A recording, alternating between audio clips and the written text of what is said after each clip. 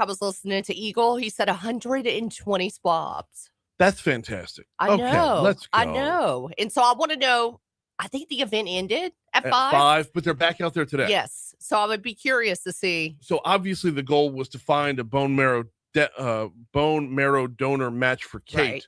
But if I'm not mistaken, when you got swabbed, if you were a match for someone, they would let you know.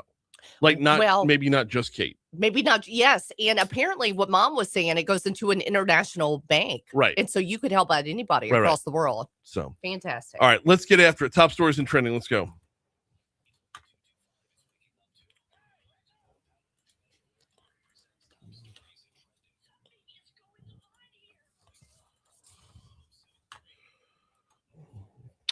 It was the top story here. It was the top story nationwide, actually. An argument between two groups of people led to gunfire at the Mall of Louisiana's food court yesterday.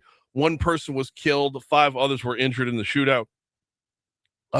This is less than 3 hours after the shooting happened. BRPD's Chief Morse announced 5 people had been taken into custody, one of which was taken into custody over the Oak Hills area over in Watson. None had been officially arrested or booked into parish prison. A Geismar drug bust on Thursday led to the arrest of a man, his son, and 3 other people, and the seizure of more than $250,000 in cash, several guns, and various narcotics. Gonzales Police Department, Ascension Parish Sheriff's Office, and the DEA raided a home along Cypress Ridge Drive Thursday. According to police, the home was a hub for a large-scale drug operation spanning across the capital region. Greg Stringfellow wants to pivot Baton Rouge to more of a sports tourism hub by greatly expanding Elite Training Academy on Burbank. Wednesday night, that goal took a big step forward when the Metro Council unanimously approved the creation of the Bayou Fountain Economic Development District to help fund the expansion project, citing its potential to boost the local economy. Hiller Moore suing the city. East Baton Rouge Parish District Attorney suing the city parish government. He filed a suit yesterday alleging the mayor and the Metro Council haven't given his office enough money to do its job. Hiller Moore's lawsuit names Mayor President Sid Edwards, each member of the Metro Council. The city parish dedicated $7.359 million for Moore's office. He says he needs $22.6 million, about 200% more, or risks the continued loss of critical staff.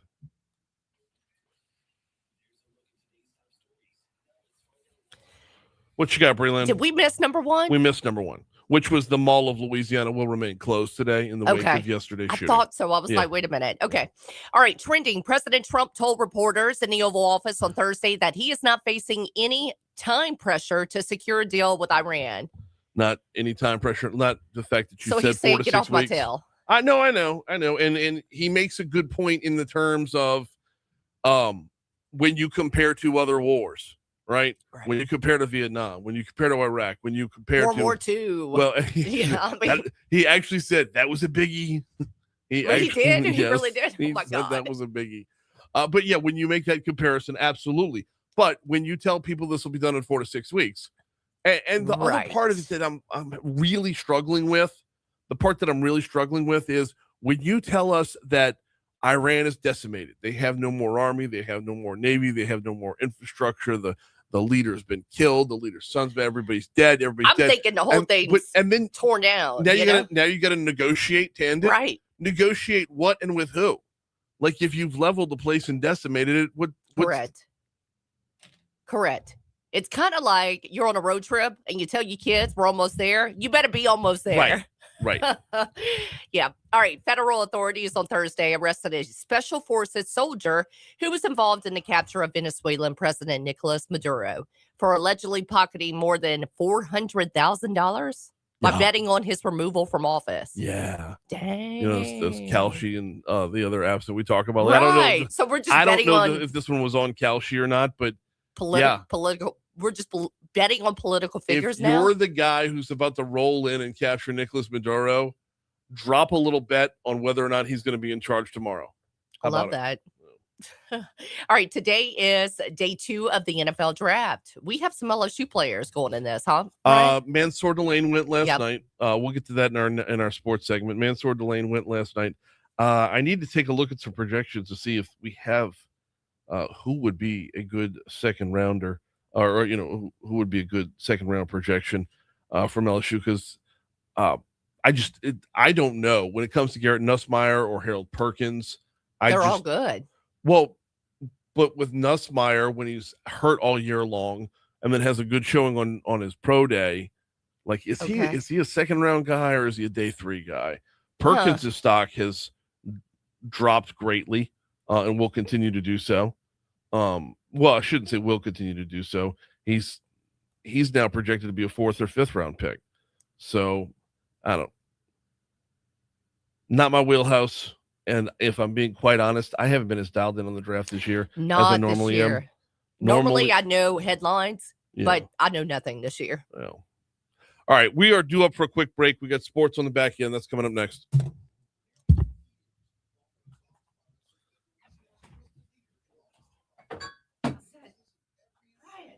Somebody was like, I will get them. Oh, Taylor. Okay. I thought that was Taylor. I said, please do.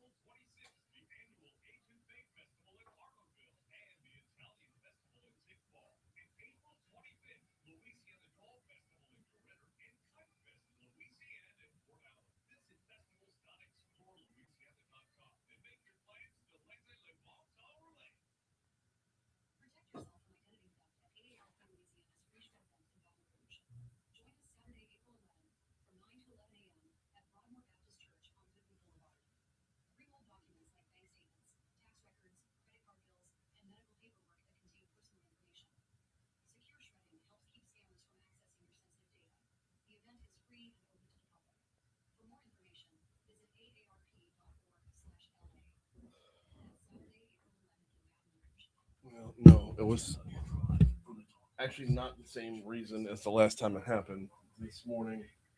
Are these yours? I stole those out of your thing from yesterday when I thought what's his name was coming in. So you can put them back. I don't know. Did you tight roll the? Oh, okay. I laid it out. Somebody coiled headphones should never be tight rolled, and I don't know who insists on doing that. No, when I go track, I'll like just hold my wire if that makes sense, because I don't want to ruin my. You should have a bag that comes with them, and if I'm not mistaken, these came from my office. Kate brought you a new bag, by the way, so you can throw that one away. I'm like, poor Brian's bag is falling apart. I don't see it. I'll get to it later.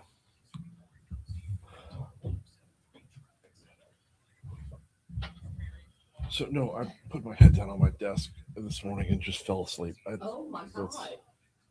Yeah. I got home after 10. I got home after 10 last night. I'll get into that at 6:25. So Taylor came and woke you up? No, I woke up before he knocked on the door.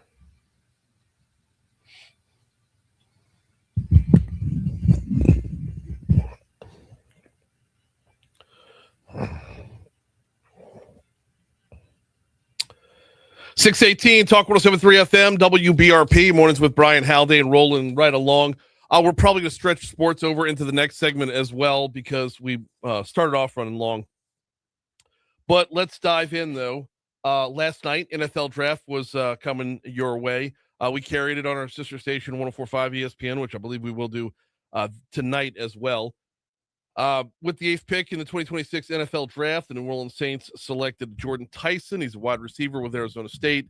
9 games with the Sun Devils last season.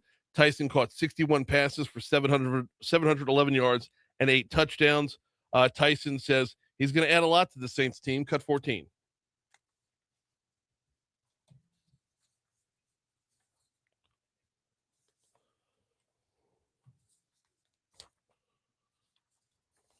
Now, Tyson, however, does have a history of injuries, including tearing his ACL, MCL, and PCL in 2022, which also cost him the entire 2023 season. Broke his collarbone in 24, suffered hamstring injuries last season. Tyson says he's going to work extra hard to stay healthy as he takes the leap to the Saints and the NFL. Got 50.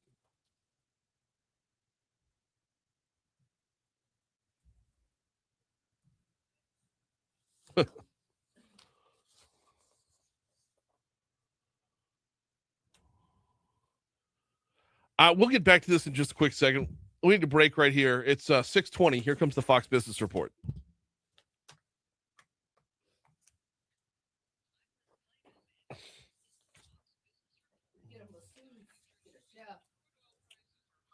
You what? I mean, it's getting a masseuse, a chef. So I'll have the mayor's sound clip for you. You have the whole thing? The part where it's... The mayor or the cut from LRN? No, the mayor. Okay.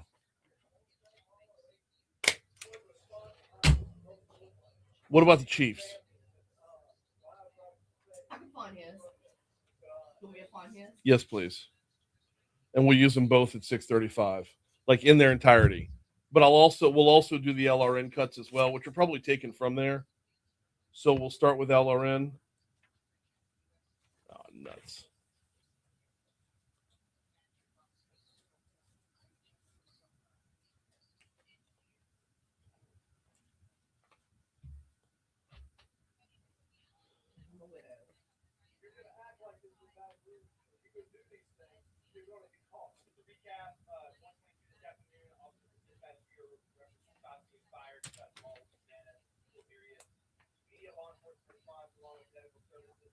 Well, that's a good edit, but it's not or it's WWL. Go to BRZ. BRZ's got the good one. Here, I'll send it to you.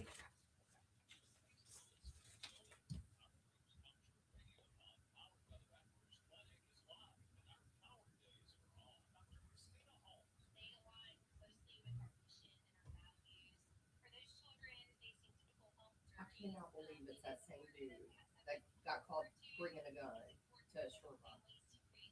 He's one of the suspects.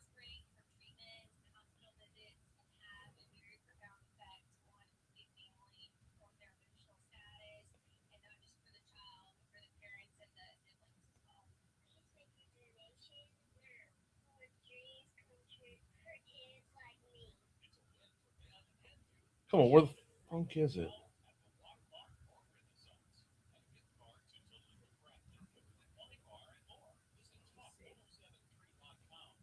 There it is.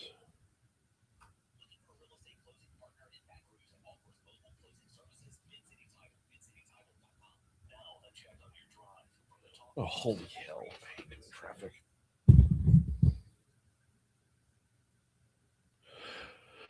All right, starting off your Friday morning on the interstates. We're normally pretty good about this time on 12 westbound coming in from Livingston Parish, and we are this morning as well.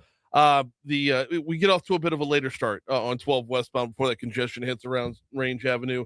Actually, all things are looking good on the interstates right now, whether you're talking 12 west, 10 west, 10 east coming back from across the river, 110 north and southbound are both looking good.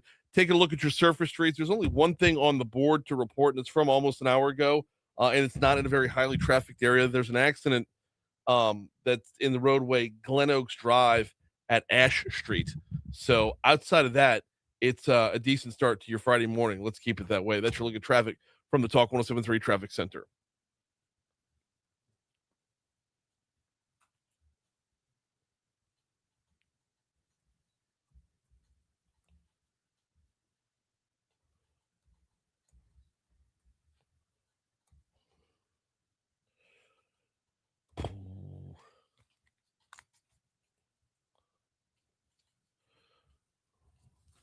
All right.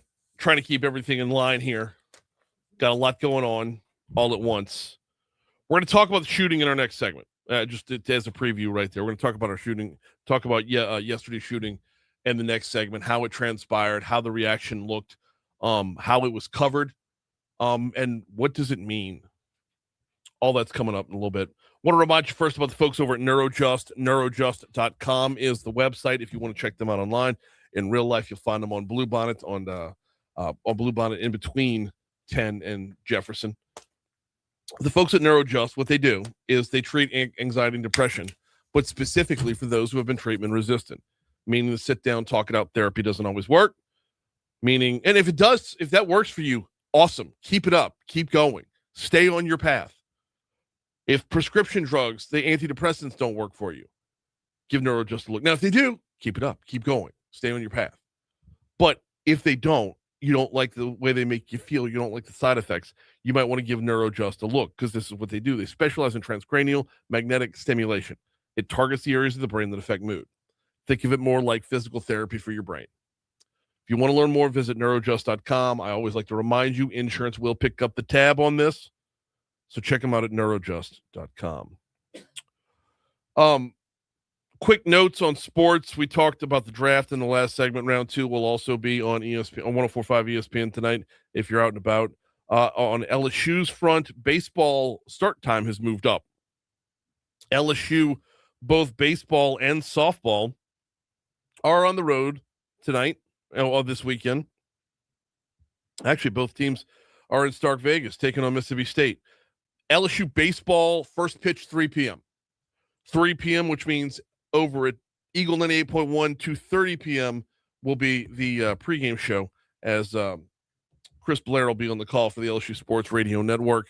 I know Hunt Palmer took his show up to Mississippi State for the weekend, for today's show on 104.5. Meanwhile, right here on Talk 107.3 FM, 4:45 p.m. will be airtime. Patrick Wright will be on the call. 5 p.m. first pitch, LSU softball at Mississippi State. So you got both of them going from Starkville. Baseball at 3, softball at 5. And baseball's in such a desperate need of a win. Any kind of win, any kind of positivity. They're just they're gripping right now. It's gotta need some turnaround very, very quickly. Okay, we're gonna dive into our next topic in just a quick second. But first, I want to remind you, today's Power Day over here at Talk 107.3 FM. Dreams Come True Power Day right here on Talk 107.3 FM. Bree Lynn and I have already made our donations. I'm probably going to be talking to making one more before it's all said and done. Because I'm a big believer in what we do with Dreams Come True. I'm a big believer in Miss Becky, who's going to be on with us in the 8 o'clock hour. I'm a big believer in the mission. I'm a big believer in keeping it local. And that's exactly what goes on with Dreams Come True. They grant dreams for local children, Louisiana children who are battling life-threatening illnesses. So we got a Power Day going on right now. Bree Lynn, do you know the long and the short of like how people need to go about to make sure that it's a Talk Power Day to get entered into? Because I know, let me just read it. Give big and help grant dreams for Louisiana kids fighting life-threatening illnesses with their Dreams Come True Radiothon powered by the Baton Rouge Clinic. Donate now at talk1073.com or guaranteemedia.com. We're looking for, it says any donation, but I'm looking for $25 or more, please. I would say any donation, or if you want to be specific, you could do something clever and do $10.73. Okay. So we know when it comes through our Stripe that you donated towards Talk specifically. So here, well, but that's the thing though. We have to know that it's for Talk. Yep. Because you'll be eligible for a special offer, a night out complete with a room at the Renaissance Hotel, dinner at Tallulah, and tickets to see Weird Al Yankovic. Yes. I completely forgot he was coming. Yep. I need to interview. I need to get him back on. Unbelievably nice guy, by the way. He is very friendly and funny.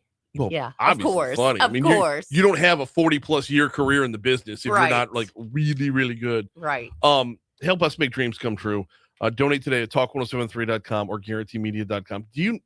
I'm trying to remember because we donated, what was it on Monday when the thing first started? Monday when we first started. So is there like a comment section where you could say, because if you want to donate $10.73, absolutely.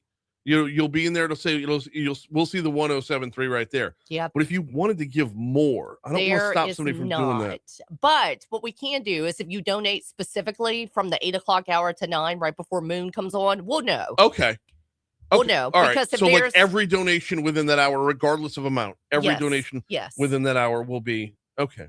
But if you want to That'll be get it done. specific and make dang sure that we know you are going for that prize, Yes. you can do $10.73. Well, that's a pretty decent deal to get a room at the Renaissance Dinner at Tallulah and tickets to see Weird Al. Or even $100.73. Okay. I'll say go for it. If you want to go big, go home. No, if it's go big or go home.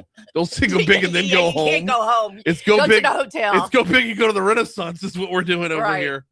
I wanted to spend a little more time on this, but I got to give a shout out to the Liberty Bells and the Republican women of Livingston Parish for having me out last night. If I sound a little discombobulated this morning, it was a late night. I was out at Live Oak High School for a congressional candidate debate between all 7 Republican candidates running in the 5th. And the Liberty Bells put on a great debate, fantastic format, wonderful questions, even better answers.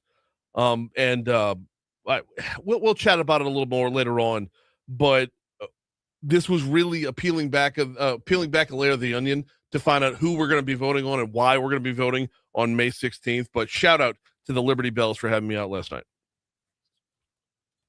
Did you find TJ Morse?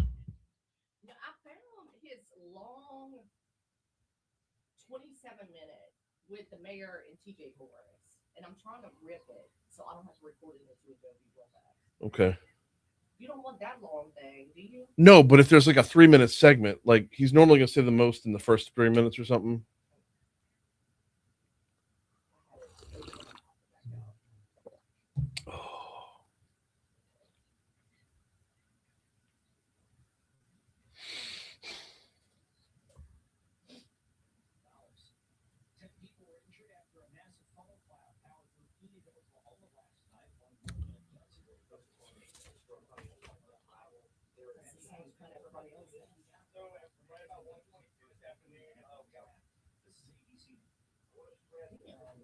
Why cut them off? ABC. The second fatal mass shooting this week in Louisiana erupted at the Mall of Louisiana yesterday. Here's Jeff Clairmont. Baton Rouge Police Chief T.J. Morris says at 1:22 on Thursday afternoon, 2 groups got into an argument next to the food court and bullets started flying. Does not appear to be a random act of violence, but a very targeted agreement with two people. A 17-year-old was killed in the gunfight and 5 other victims were injured. Did you see the part where they interviewed the lady who does the carousel?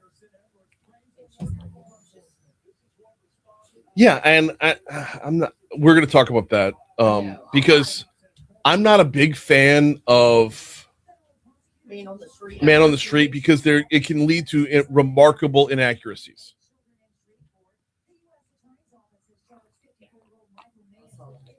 And then I think AFB grabbed her first, and of course, 2 came right behind, and she said the same thing.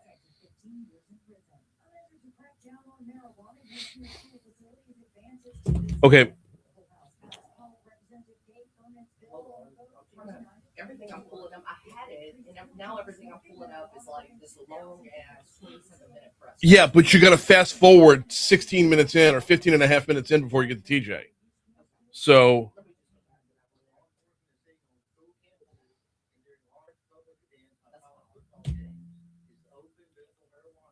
Is it the one where the mayor talks right before him?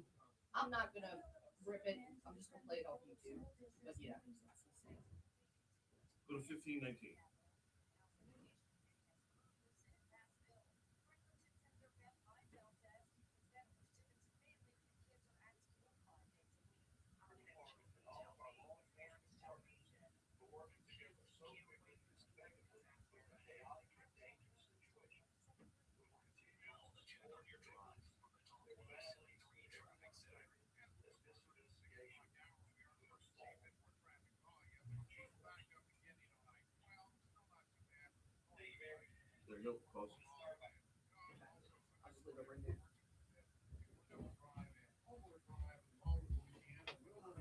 So they were lined up alphabetically last night. Really? Misty Cordell was on the other end, and then Mike Eccles, and then well, you saw the picture, right? Like from the live, like when they were at the mall, and I'm just saw him walking around with Mayor. Oh, no. I'm talking about the congressional debate that I did. Oh. They were lined up alphabetically. So Misty Cordell was on the far end. And then if you're lined up alphabetically, the last alphabetical name is Dr. Sammy Wyatt. Oh, Lord. Let me tell you, this MFer put on a show. Like, because where he was positioned, and I didn't mean to take a shot at his height, but like where he was positioned on stage, and they had so many people, like you have the entrance on the one side, and then so many people were sitting off to the side where he couldn't see them and they couldn't see him. So he kept stepping from around his table to go out to the front of the stage to talk. It got so bad that Blake Miguez is like, can you put him in a cattle pen, please? And I don't blame Dr. Wyatt for doing it, because you want to be where the people can see you. If you're buried towards the back of the stage, no one's going to see you. And I understand what he did, but he's a Spitfire, right? He threatened to fight everybody on stage. What? Oh, no, he says, the only man I fear is Jesus Christ. I will fist fight everybody else. And the audio's got to be somewhere.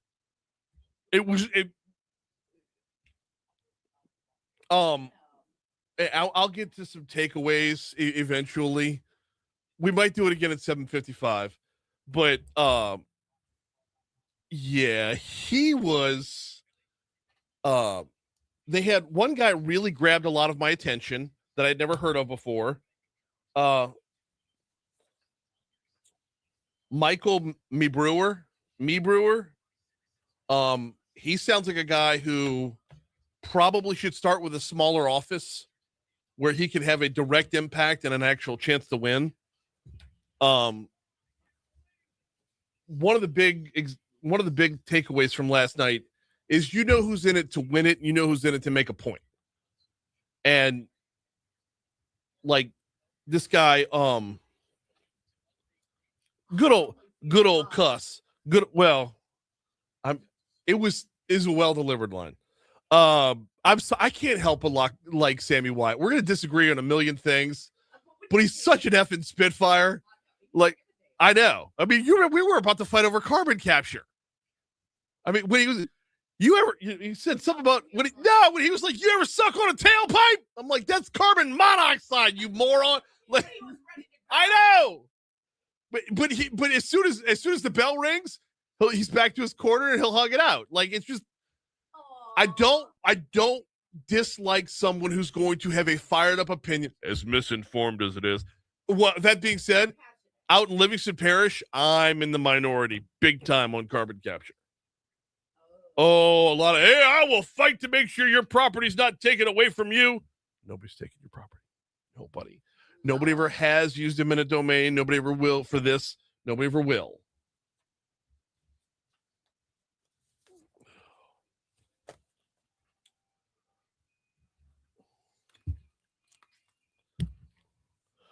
.637, Talk 107.3 FM, WBRP. Mornings with Brian Haldane, rolling right along. Before we dive into yesterday's shooting, I want to remind you about the Baton Rouge Metro Airport. FlyBTR.com is the website.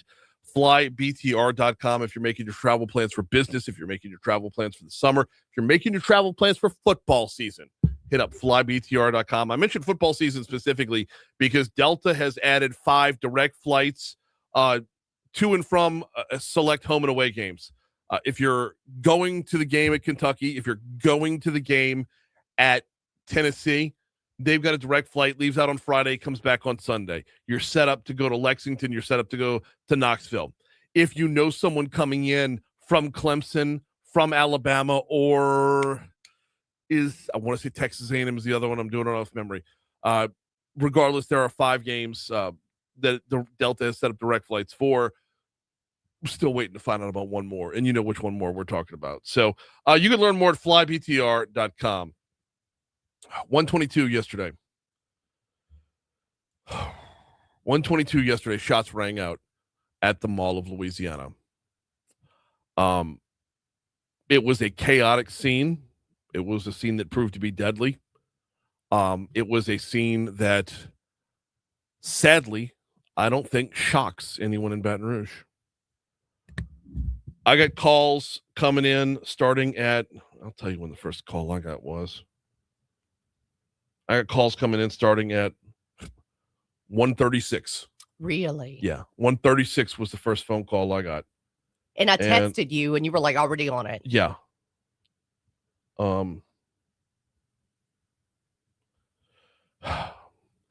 So it's not. No, I'm sorry. 1:32. My bad. I was going to say it's not shocking, Brian, but I'm going to tell you, I let my baby sleep in bed with me last night. I held him close last night. It's just hard. Hang on to that until Yeah. 6:50 Monday morning, because this is our moral dilemma Monday. We're setting the table for right now too. Okay. We'll start off with some audio from Louisiana Radio Network. We'll play some longer form audio on the back end. Probably going to double dip, and maybe you might hear the same thing twice as the segment wears on. But the story from Louisiana Radio Network, you just heard it. A teenager is dead, 5 others wounded, following a shootout next to the food court at the Mall of Louisiana. Most of the victims were taken to Our Lady of the Lake. FMO Health President Chuck Spicer said, cut 11.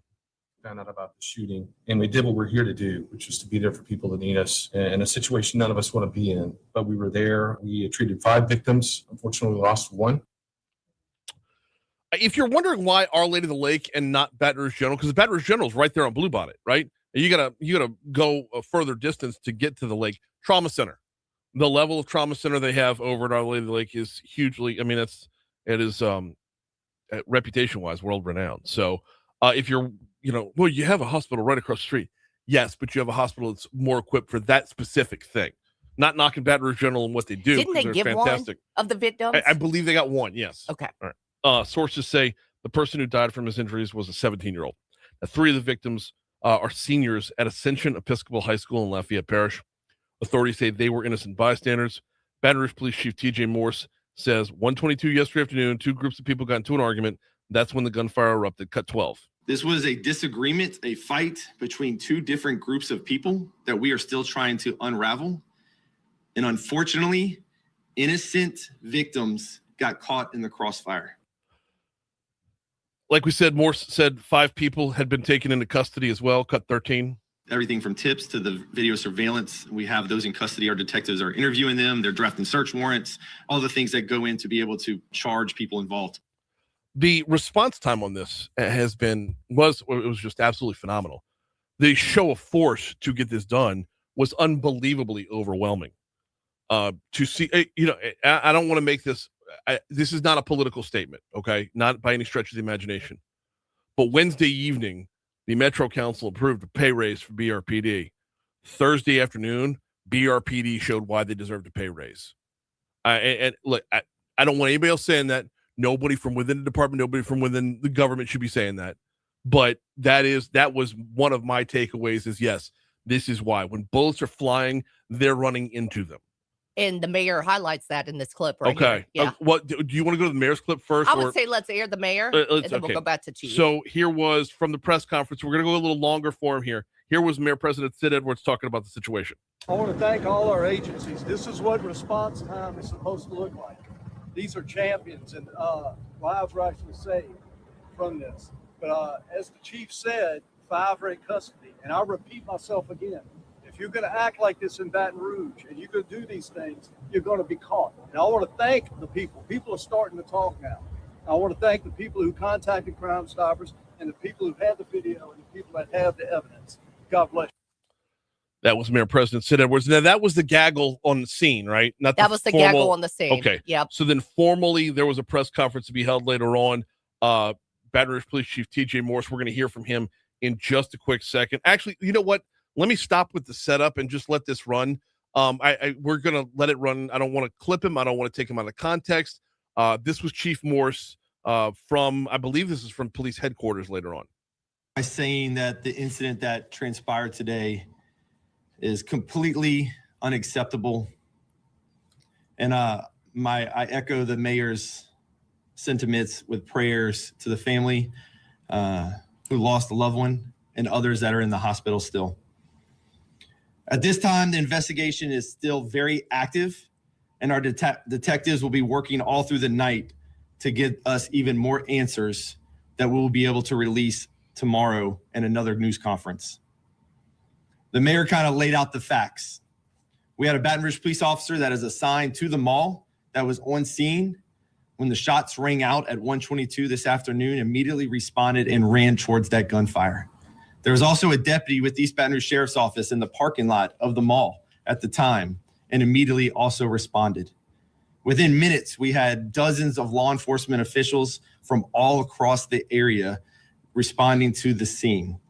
I have to give thanks to the East Baton Rouge Sheriff's Office, Louisiana State Police, St. George Fire and EMS personnel, the ATF, FBI, HSI, the Fire Department, and Emergency Medical Services of East Baton Rouge Parish.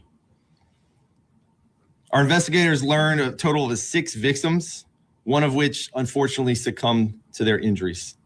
We're not going to be sharing any information tonight about those victims so that the families are able to adequately notify next of kin.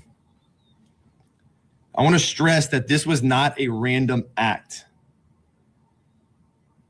This was a disagreement, a fight between 2 different groups of people that we are still trying to unravel. And unfortunately, innocent victims got caught in the crossfire. We're going to continue to ask the public to share any information with us. Videos, pictures, we've had a tremendous response. We need to have those keep coming in because we know that there are still more suspects out there. In no way is this investigation over. And we do believe that there's more people involved. So please send us in all of the videos that you have. Continue to call Crime Stoppers at 344-STOP. You can remain anonymous and you never know what tip could break it. Thank you very much. I'm going to bring up the director of EMS, Chris. Well, yeah, we'll cut it right there. We might go back to some more audio in our next segment from that. First of all, on the Crime Stopper standpoint, yes, absolutely. If you were at the mall at all yesterday, and you have anything to contribute, 344-STOP is the phone number. If you were taking pictures, if you were taking video, if you were doing anything, I don't care if you were doing, a foodie influencer video from, the food court itself. Just anything at all can help along the way. 344-STOP or have the P3 Tips app. I'm looking at the clock right now. Let's stay on time. We'll pick this back up. Obviously, this was the number 1 story of the day yesterday. We'll pick it back up when we come back in. But we are due up for a quick break. We'll check traffic. We'll check your money now. But there's so much to unpack from this. One of the places I want to go to next is not just response, but reaction to response. We'll talk about that in just a little bit. Quick break. We're back at it on Talk 107.3 FM.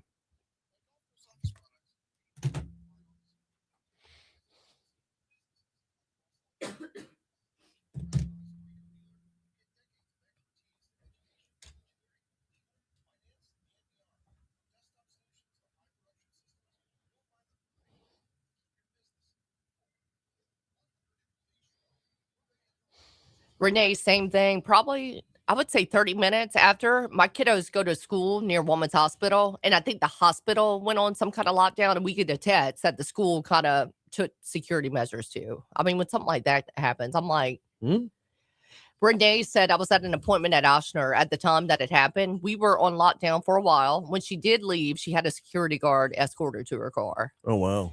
And so I think because my kiddos go to a school near a hospital, when the hospital, I guess, Woman's went on lockdown, I didn't hear anything. But the school, they sent out a text to all us parents and said, we're not going to let the kids outside, basically. I'm like, okay.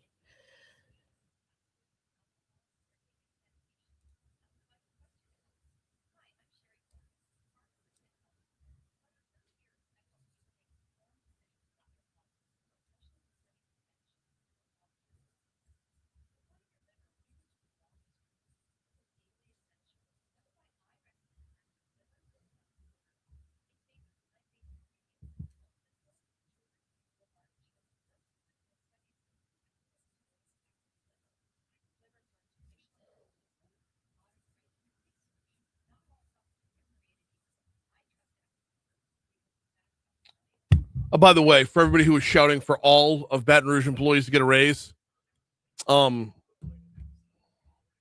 yesterday showed why, in my mind, you prioritize the police first. We'll get to everybody as a city parish. We'll get to everybody, I'm sure. I have no doubt. I have full faith and trust in our mayor president. But who do you pay first? You pay the people who run towards the bullets.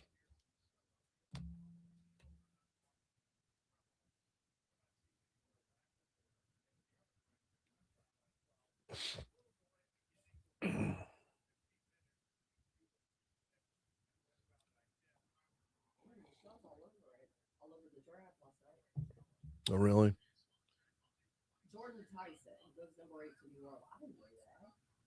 You didn't listen to the sports segment that we just did like half an hour ago? No. I'm still waking up too. Yeah, so I decided to let all the dudes sleep in bed with me last night. Poor Scott took the couch because he got home late from a show, from a gig. And my oldest boy kept kicking me last night. I'm like, here's what I get for letting him sleep with me.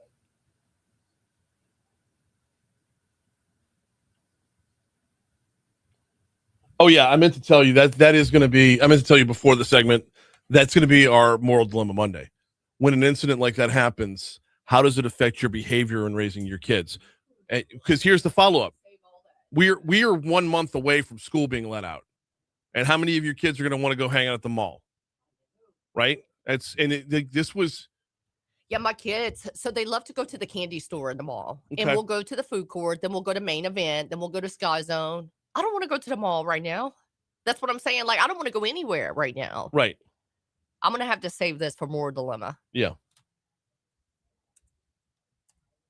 Oh, Kevin. My wife walked into Dillard's Woman's Level moments after the shooting. She said it was a ghost town. A mother and a daughter were walking out and told her they were about to lock down. Oh, Kevin.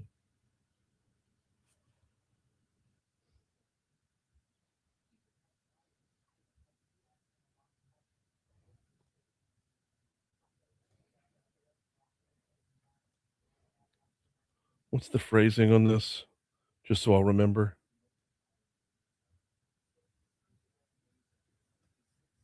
Downstairs, the cookie stand is upstairs. It's not like we're talking quantum physics here.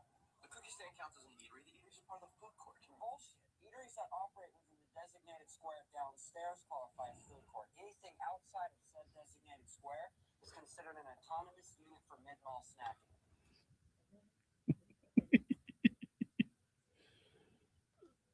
Oh God, it's such a heavy topic, and I'm going to force to be funny on Monday too. It's like you talk about your kids like to go to the candy store. The candy store is not in the food court. I know that. I know, but the quote from the movie Mallrats, it's an autonomous unit for mid-mall snacking. Oh, okay. That's. Oh.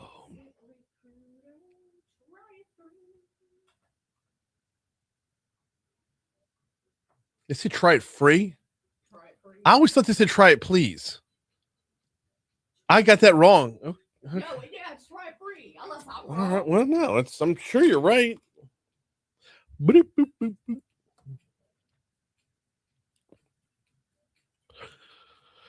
.652 Talk 107.3 FM WBRP mornings with Brian Haldane rolling right along. Getting back into it, the shooting at the mall yesterday. There's so many different angles to unpack here. I want to send again kudos to the police response. Like I was saying in my last segment, my phone started blowing up because people were seeing units roll out from everywhere. Was on the phone with our good friend Kevin Ford, who hosts Let's Go Fishing. He was actually the first one to call me. He's like, dude, something's going on. You got to find out right now. Yep. Something's going on. You got to find out right now. I was on I-10. Cop cars flying past me. Yep. I'm like, and it was 5 of them. And he was whipping around from 10 to 12. And he's same. like, I was in the same area. Okay, so he goes around to 12 and he's like, okay, whatever this is, it's huge. It started at the mall and I'm on 12 now. And there's people coming in from Denham. And I'm like, that's okay. So that's when, and then our good friend, I don't know if she wants to be mentioned on the air. Just say Deborah. Jennifer. Okay. I won't say her last name. Was actually in the mall. What? And had gone, no, this is how like down to the moment these things can get. She had exited the mall like maybe 3 minutes, maybe 2 minutes before this happened. Oh my God. And as she's exiting, that's when people started getting crazy, like ducking down and running. And someone who worked in the food court was like on his way out, So she's like, get in the car with me, get in my car because I'm Oh about my to leave. God. And like that way you'll be safe. So they got in the car, sheltered in place for a minute. I talked to her on the phone for a little bit, and she was trying to give me her best play-by-play description. But here's the thing.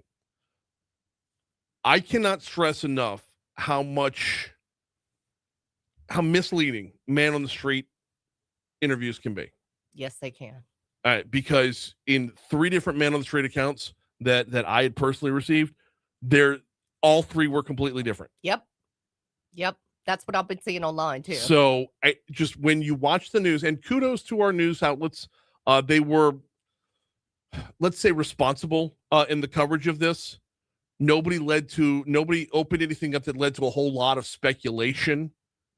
There was one particular news outlet that speculated as to the mindset of the people, which when you're reporting the news, report the damn news. Don't tell me what you think the other person's thinking. Right. They're showing these, like the cameras on 4 girls who are standing outside because the mall's on lockdown, blah, blah, blah. There's 4 girls who are standing outside, and the news reporter is saying, who knows what's going through their minds right now, as they're clearly traumatized. Maybe there's still a friend in there. Maybe they left a friend behind who was one of the ones who was injured. Maybe they're thinking about they knew the people who did it, or maybe. And I'm like, stop with I the wouldn't maybes. say anything. I would just say, look at the scene here at the mall and have the camera pan. But they just it kept on going with the possibilities. Oh, Lord. I know. But the good news is that is on a very small scale compared to, could you imagine if the maybes had been on a completely different path? Let's not forget what was in our top stories yesterday. Yeah. A man arrested in Destin on his way to Louisiana to do a terrorist attack on either Jazz Fest or Festival International, right? Yep. If the media had been reporting on things in that regard, like, it's possible this was a test run before a bigger attack. Could you imagine? I know how crazy this town would have gone. The state would have gone. Yeah. The national media would have gone. Yeah. If that hypothetical had been played out. Give it to our media, because I agree, Brian. The first reports I was hearing was factual. It was 2 groups. Right. Not speculative. Nobody said, thankfully. So multiple news outlets interviewed one person in particular who gave her personal recounting of what went on. And turns out it was not that accurate. Now, I can't fault the news media for talking to somebody who was on the scene. You want to talk to someone on the scene. But it's the job of the viewer to know that when you're in a chaotic situation and you're doing your best just to survive and your adrenaline is through the roof, you are not going to have a blow-for-blow account of what actually went down. I know everybody wants to be first, and everybody wants to be have as close of eyes as possible to what happened. But if those eyes can't remember accurately what happened, then you as a viewer have to know, okay, that's just one man's account. We don't have the full story yet. We'll have the full story when Chief Morse holds his press conference, when Mayor Edwards holds his press conference, when they're able to say, this is what we physically saw after the fact on security camera. This is what the cameras told us. The camera is going to be a much more accurate eyeball than an eyeball.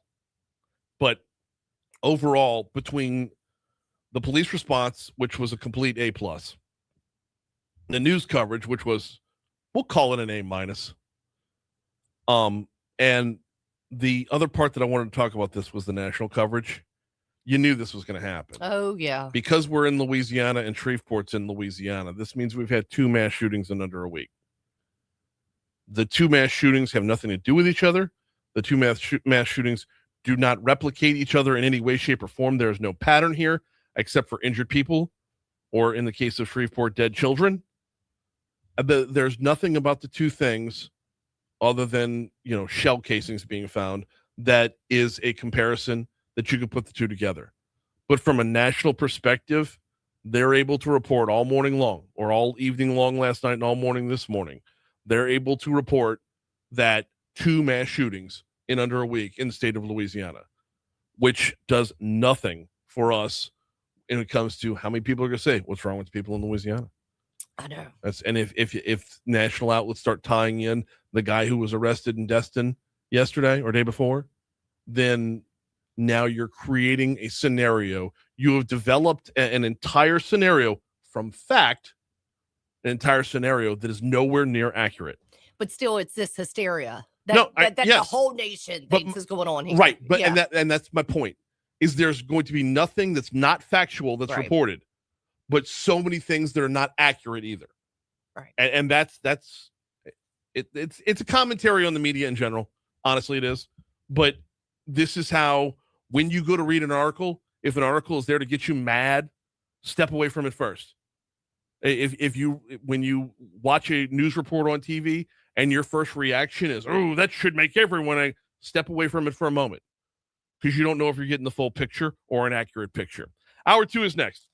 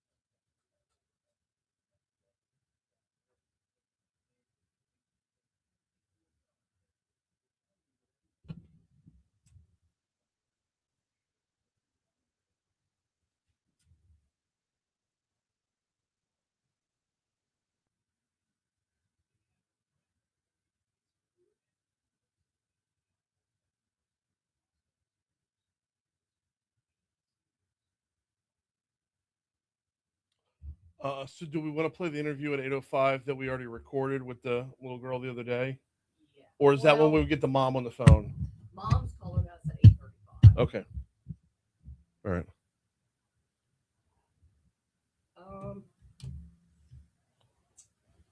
Why don't we do this? Why don't we put this day in history where we've been putting it all week? We'll do the interview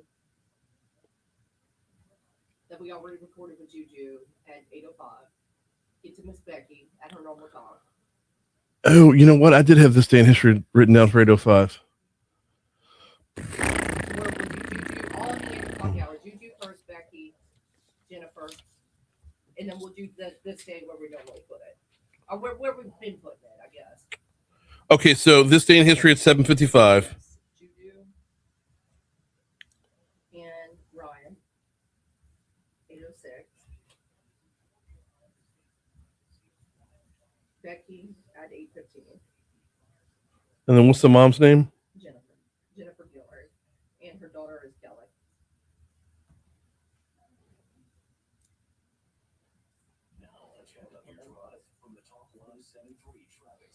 And then 8:55 will just be there and push donations. Okay. Did you edit Juju, or do you need me to go edit? Were there any edits needed? There was one little gap. Yeah, there was. How long was it? 11 minutes, roughly. I think pushing it to 12. If you can go back through and find where she just had gaps, because I think you'll probably cut about 30 seconds out with gaps, and that'll give Miss Becky a couple of. If that interview runs a little bit longer, that's okay, because it'll. That's 11 minutes. That's. I know.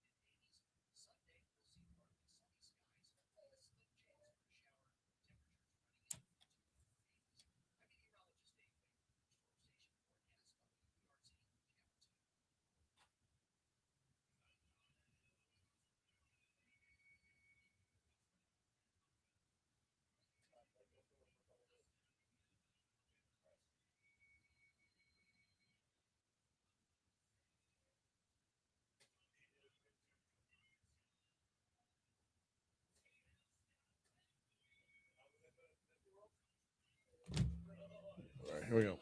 Oh, no.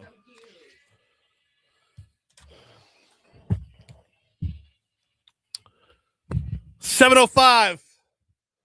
Talk 107.3 FM, WBRP. Mornings with Brian Haldane, rolling right along. Hour 2 coming your way right now.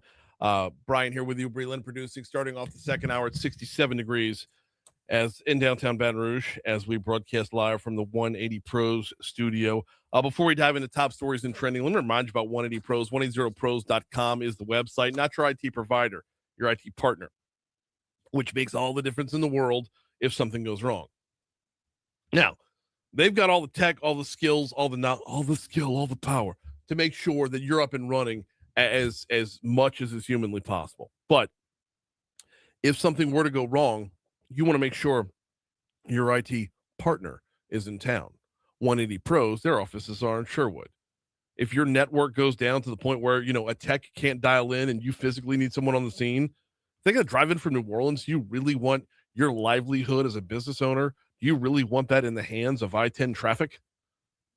Well, there's an accident on the Bonacera Spillway. Okay, well, you're just stuck now, aren't you? 180 Pros, local, to be sure, as a partner.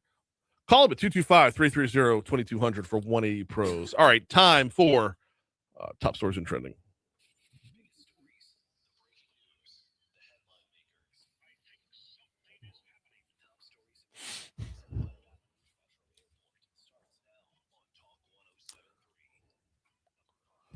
Obviously, we don't rank our top stories in order of importance, but this morning, this is one that I want to get to first. An argument between two groups of people led to gunfire at the Mall of Louisiana's food court on Thursday. One person was killed, 5 others injured in the shootout.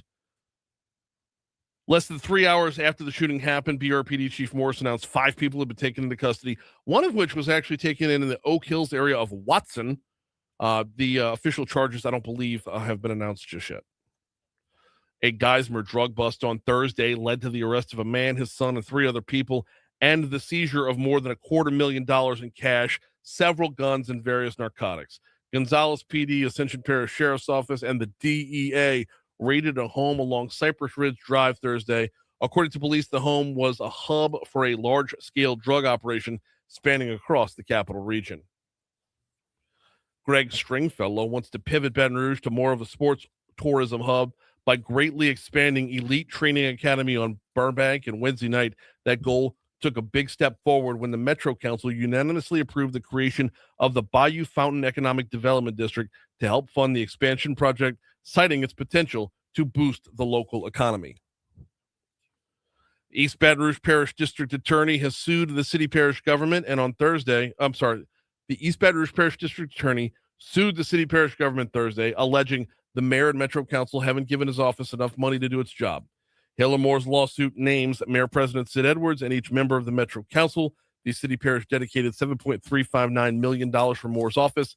He says he needs $22.6 million, about 200% more, or risks the continued loss of critical staff. Mall of Louisiana is going to be closed down today. This is in the wake of yesterday's violence and violence and tragedy. The Mall of Louisiana will remain closed through at least today.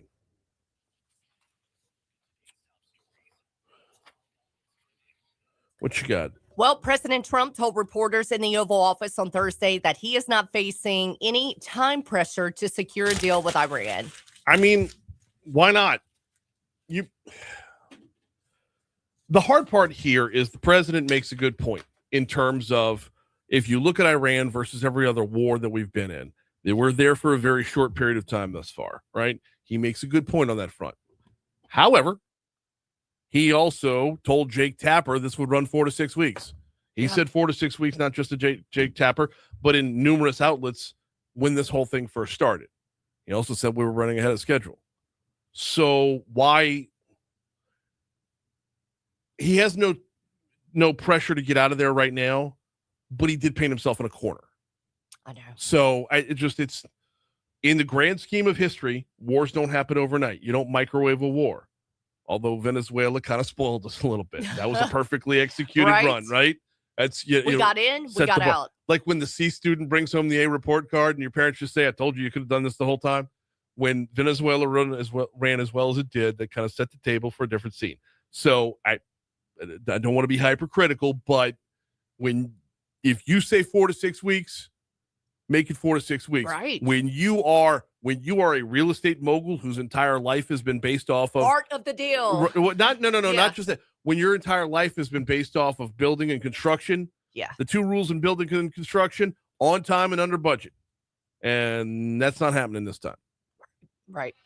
Federal authorities on Thursday arrested a special forces soldier who was involved in the capture of Venezuelan President Nicolas Maduro for allegedly pocketing more than $400,000 by betting on his removal from office. So we're just betting on political candidates now. Well, not just that, we're betting on military operations. And I mean, when the guys that took out when SEAL Team 6 went in, right? That took out Osama bin Laden. If they had Kalshi, would you like to have seen them put money on themselves? I mean, look, it's insider information. Absolutely. There's no way it's anywhere close to legal. I get it. But there's part of me that's like, they're the ones taking all the risk. right. I mean, I realize how unbelievably hypocritical that is to say out loud, but they're the ones taking all the risk. I don't know. I don't know where I'm at on that. Right. All right. Today is day 2 of the NFL draft. We got some Tigers in there, Brian. Yes, we do. We had one Tiger go last night in Mansour Delane. I don't know who's projected to be. Normally, you're my guy that knows all this, and you were saying you're just not that dialed in. Well, okay. So yesterday, when everything went down at the mall, obviously that's going to eat up a lot of my attention. Last night, I was moderating a debate for the 5th congressional district race out at Live Oak High School. So I didn't even watch the draft last night. I listened to the last 5 picks on 104.5 ESPN as I drove home, but I've been completely out of sorts for this one. And 2 of the big names from LSU that I would be on the lookout for, I don't know that they're going to go today. So today might not be. Yeah. See, I haven't been dialed in since Joe Burrow. So really, yeah. Well,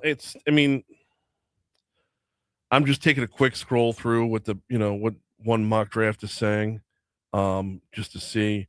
By the way, I'd look for an edge rusher for the Saints to take in this round, whoever's available there. Okay. But I don't see AJ Halsey's probably going to be the next Tiger off the board, but I don't even see his name in here yet. So not. Oh, Garrett. no, there he is. No, Garrett Nussmeier is likely going to be either a 3rd round pick or a day 3 pick. Okay. He was able to show up and show out, but you lose an entire season, and it's going to take its toll. Yeah, AJ Halsey might be the only Tiger to come off the board in round 2, and then we'll see what round 3 has to hold. But it just, when you have the kind of season LSU did, it'll right. It'll have negative effects for some time. So it's 7:13 to Talk 107.3 FM WBRP. Love telling you about the Matherns app. Download the Matherns app if you want to earn cash towards more groceries every time you shop. The campus location of Matherns is great for you all baseball and softball season long. Only problem is baseball and softball are over in Starkville this weekend. So if you were planning on hosting some folks at home, putting it on the big screen, enjoying your outdoor space, they do catering. Oh, by the way, you don't have to handle that whole load yourself. You can do some catering via the Matherns Rewards app. Hop on there. They have the catering menus. They've also got the deals of the week. And like I said, when you scan the little barcode, you earn cash towards more groceries every time you shop. There are 3 locations of Matherns in Baton Rouge. You got downtown on 3rd Street. You got the Nicholson Gateway Shopping Center directly across the street from Tiger Stadium. And you've got the OG location. They are back once again, Highland Road, just west of Kenilworth. It's Matherns at Kenilworth. Download the Matherns app today. We got Billy. Is that Billy? Is he here? Or? Okay.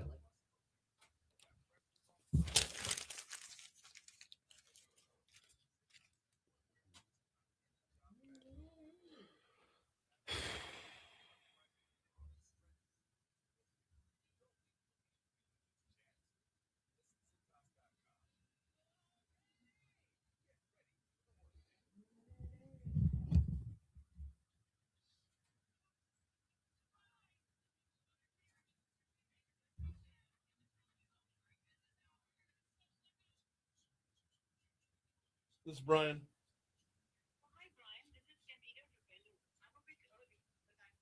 Okay. Do you see the door that's in between the two buildings? Go to that one. I'll be right down to let you in.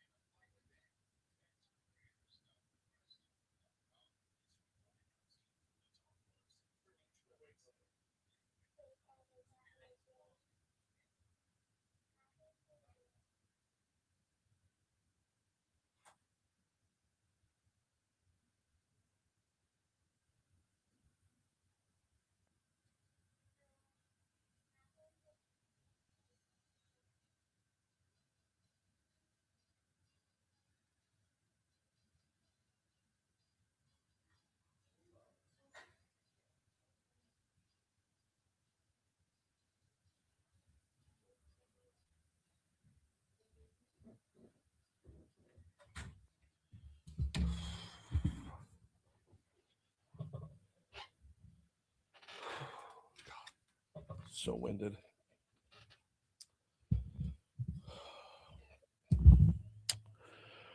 Talk 1073's turn at a power day today, y'all. Dreams Come True Radiothon continues on. Next hour is our power hour within the power day. Give big and help great dreams for Louisiana kids fighting life-threatening illnesses with our Dreams Come True Radiothon, powered by the Baton Rouge Clinic. Donate now at talk1073.com or guaranteemedia.com. If you drop a donation of $10.73 in, we'll know it's for Talk 1073. But here's the thing. From 8 o'clock to 9 o'clock, every donation that's on talk1073.com or guaranteemedia.com, every donation you make through the website will make you eligible for a special offer. Here's the offer. A night out complete with a room at the Renaissance, dinner at Tallulah, and tickets to go see Weird Al. That's all it takes is a donation of pretty much any amount. I got to tell you, though, I would greatly, greatly appreciate it if you wouldn't minimize that amount. We're trying to do some work for local kids, for Louisiana kids. Donate at talk1073.com. All right, time to get dialed in on the state Supreme Court race. We've got William Burris on with us. How are you, sir? Very well, thank you. How about yourself? I'm doing well as well. Saw you out at the press club on Monday as you and your opponent were both kind of going at it a little bit back and forth. But today, well, it's going to be all about you. Let's talk about let's just give us the resume before we dive into anything else. Sure. So I went to LSU for undergrad. I went to Southern University Law Center, and then thereafter worked for a firm in Baton Rouge by the name of Steele Smith Zuber and Barnett. And then back in 2009, I moved home, opened up my own practice, mainly civil litigation. And then in 2017, I ran for district judge as a general jurisdiction judge and won, and have been a district judge since then. When you say move back home, for those in Baton Rouge, where's home? Oh, sorry. Yeah, sure. Home is Franklinton, Louisiana, a little small rural area in Washington Parish. The home of the Demons, home of Brandon Taylor, Franklinton, Louisiana. Definitely. I work with Brandon over at LSU Sports Properties. So he's a good dude. Guy. Yeah, he very much is one of the best around. Let's talk a little bit about how your resume, which you've laid out right there, how it applies to the job that you're seeking. Because when it comes to a judge's post, and this is something I get into every single election, when you see an election for judge, we just think all things are the same. It's just somebody in a robe who slams a gavel. Every judge's post is different. So talk to me about the role of state Supreme Court, how it's different, and then on the back end, how you can apply your current resume to that role. Sure. So the Supreme Court is a little different. A lot of folks don't realize it, but in the Supreme Court, they only take, probably 6 to 7% of the cases that apply to be heard there. They only take certain types of cases that meet certain criteria. They also manage the budget for the entire judiciary throughout the state and make a lot of policy and procedural decisions. The experience leading up to that, not only in the litigation world from when I practiced, where you could name a type of civil litigation, likely I did it and was involved in it, but on the bench. I've handled in the criminal realm everything from death penalty cases down to running a red light, speeding tickets, things like that, and civil cases for millions of dollars on down to, small things that could have been handled in small claims court and everything in between, along with family and successions and the full gamut, which is what the Supreme Court ultimately hears. So that's going to translate very well to the Supreme Court that hears all types of cases, and you can't really predict what types of cases are coming. So you need to have some broad base of knowledge to be able to understand it and grasp those concepts. William Burris is our guest. He's running for the state Supreme Court post that is going to be on the May 16th ballot. Judge Burris, I want to ask you a little bit about within that role of the state Supreme Court. Part of the role, a big part of the role, is interpreting Louisiana law and the state's constitution. We've got a pretty jacked up constitution. It's been amended a billion times over. How do you fold that into the role, knowing that that's something that can literally change from day to day? Well, I'll start by saying I'm an originalist. Mm-hmm. I think too many people overcomplicate the Constitution, what it was intended to be, both on the federal level and on the state level. And the wording is what the wording is. It's not a living, breathing document. It doesn't need to be reinterpreted for the new ages or to satisfy the political pleasures of the day. It just simply does not need to do that. Now, in Louisiana specifically, you're right, it has been amended so many times, but it's just kind of the way that goes, because the Louisiana Constitution deals with tax structures and so many other things that have to be amended because it's in the Constitution. But really, at the end of the day, it all boils down to the same concept. The state Supreme Court should not be in the business of changing the law.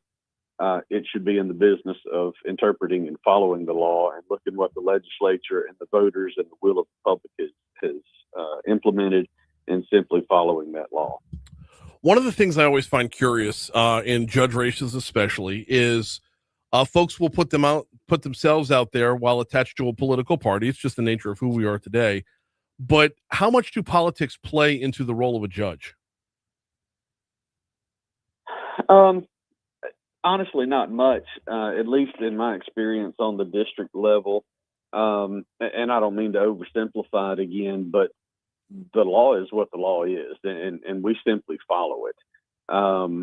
The legislature is in charge of it. So if you're a good judge, if you take your oath and you say, I'm going to follow the laws of the Constitution of the state of the United States, that's all you have to do. And look, as much as I'm a strong conservative and have been my entire life, there's been plenty of times where I've had to make rulings that I absolutely did not agree with.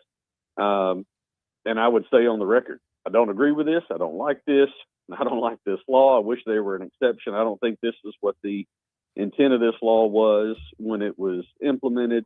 However, that's not my job. And then I would rule according to the law. So certainly political parties, we all feel the way we feel, but you have to put that aside and you have to rule on the law as it is. What do you think would be the biggest change from being a district judge to being a state Supreme Court justice? The isolation and the interaction. I love trials.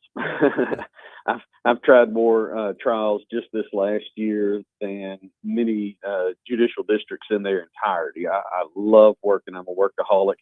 I love the interaction of not only the attorneys constantly in and out of the office and in and out of the courtroom, but the parties as well, whether they're pro se litigants or anyone else.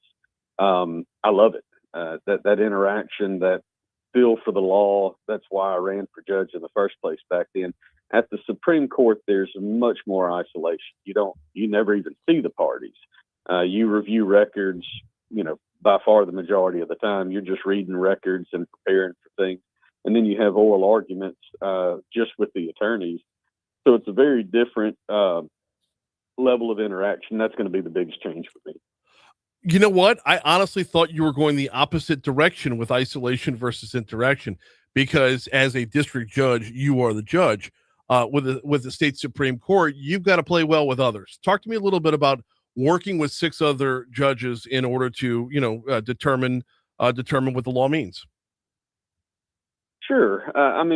We all, going back to grade school, we all have to work in groups. We all have to get along. And that doesn't mean setting aside your personal beliefs and your personal feelings, but it does generally include having those discussions, working through the issues, talking about it. But that doesn't mean you just have to give up and agree at the end of the day. You can have concurring and dissenting opinions. And that happens very, very frequently. Mm-hmm. But, that's just part of it. You sit around, you have those discussions, you talk about the law, you talk about its impacts and the legislative intent, all those things you look at when you're handling those types of cases. And there's obviously some plenty of respect and just working together that you have to do. And I know all the justices up there, they're great people. Even the ones that I probably don't agree with much politically, they're still wonderful folks, and I enjoy talking with them and working with them as a district judge. I would love to work with them as a associate justice. Currently serving as district judge for Division E of the 22nd Judicial District. We've got a Billy Burris on with us. Talk about his run for state Supreme Court. We're going to get into the 22nd in a quick minute, but I want to ask you about the campaign trail, because once again, running for judge, you said at the press club on Monday, running for judge is boring. And it's not like other races out there. But it can be boring, but at the same time, though, once you start to peel back the layers of the onion, you can find so many fascinating things. So on the campaign trail, what have you found are some of the bigger misconceptions about the post you're running for? And what are the concerns of the people that you're hearing? The major concerns from everybody, and it kind of depends. My area geographically is from St. Bernard over to East Orleans, and then the North Shore, St. Tammany, Washington, Tangipahoa, all the way over to Livingston Parish. In Livingston and Tangipahoa specifically, carbon capture is always a big issue, especially a hot button issue right now. That's not necessarily a big issue in Washington and St. Tammany, although they're aware of it. Just the general voting public is more concerned about crime and just the growth that's going on in roads and drainage and building and all those types of property issues that go along with that. So it just depends on where you are and who you're talking to. But I will say that, I say it kind of tongue in cheek that it's a boring race, because the canons prohibit us from talking about all the fun things that legislative candidates get to talk about. Mm-hmm. But my favorite part of campaigning is talking to the people, hearing what's going on, visiting with them. So I really love that. So it is not boring, I can assure you. There are plenty of fun conversations, but I do mean it in that context where there are questions that when we're asked, we have to politely decline to answer just because those are the rules of the game. But I love it. And those are the big issues right now. Criminal reform, tort reform, all those things that are affecting insurance rates in some portions, and then carbon capture sequestration. We've got 1 minute to go here with Billy Burris running for the state Supreme Court. Within that last minute, I want to ask you about the 22nd. You come from, I grew up in Covington, so I'm a little bit favorable here. You come from one of the best parts of the state, honestly. How do you apply what applies in Washington Parish to what applies across the state? How do you grow yourself to adapt to everywhere else? Well, going to school at LSU and at Southern, you meet people from all over. You go into the judicial conferences, we talk to judges throughout the state. And, that's a very good point you bring up. The same issues that affect Red River Parish are not the same issues that affect Orleans Parish. So it really is a balancing act of and geographically, not only rural versus urban areas, but North Louisiana versus Southwest, and all the different geographic areas. It is very different. But I've met those folks. I stay in touch with them regularly. I've been on enough committees and executive committees with the state judge association. I'm familiar with the issues and have been working on those for years. So it'll be a natural transition. He is William Burris, running for state Supreme Court. Man, I greatly appreciate the time. Hoping to have you and your opponent back on. Maybe we can't do a little bit debate between the two of y'all before Election Day. My pleasure. I'd love to. Thank you, Brian. Thank you so much. Here's news.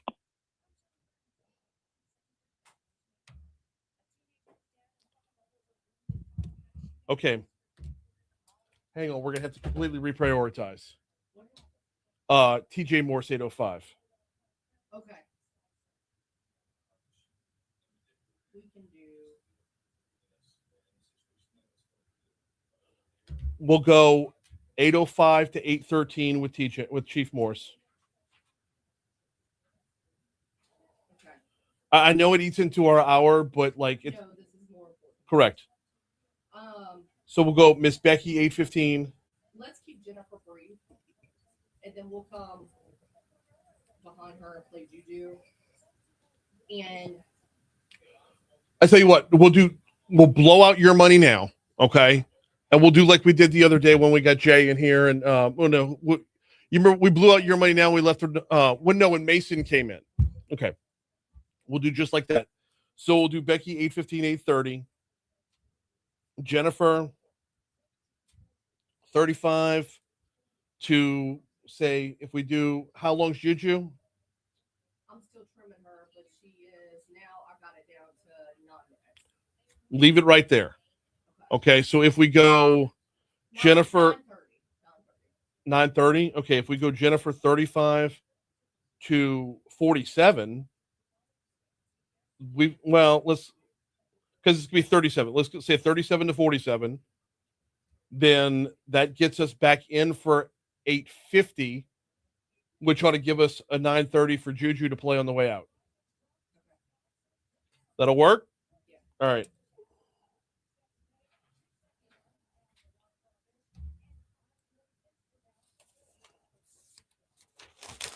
All right.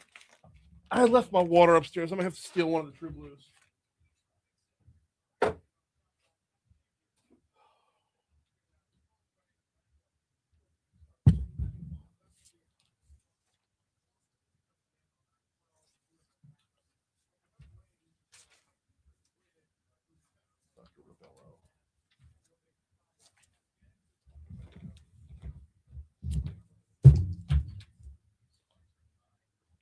Now, he hasn't responded. TJ texted me. He said he still needs it. Dr. Rebello, come on.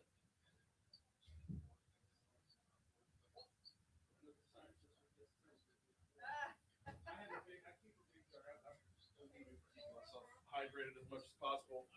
So I have a half-gallon jug in the fridge upstairs and just running late for everything today. So you're right there. You've been in before. I remember. No, I haven't. You have not. No. Okay. So where would you like me to sit? Right here. No, yeah. You're in this chair on that mic. And quite honestly, Ernie trusts me a little too much. So I don't have all the guidance I need. Okay. I'll help you along the way. Tell me your first name again. Candida. Candida. Candida. Okay, if you know that Tony Orlando song. I don't know the Tony Orlando song. Oh, well, then. Candida. I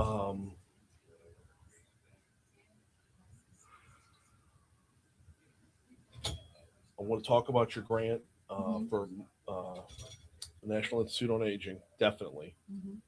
My audience is going to dig that. Benefits of oats was given to me as a talking point. No, actually, this was a muscle. She was recently quoted in the New York Times talking about the benefits Yeah. of oats specifically related to blood sugar. But that- I said I would talk about that's the grant is about muscle function, Okay. which is something that is very important to older adults. Obesity and muscle function.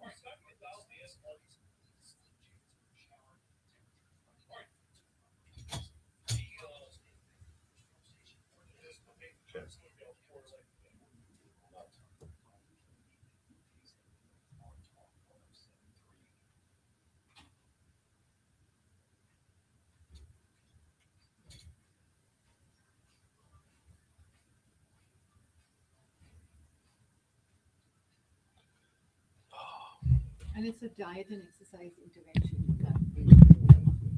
Okay. Let's get you right up on that microphone. So pull on in a little bit. There you go.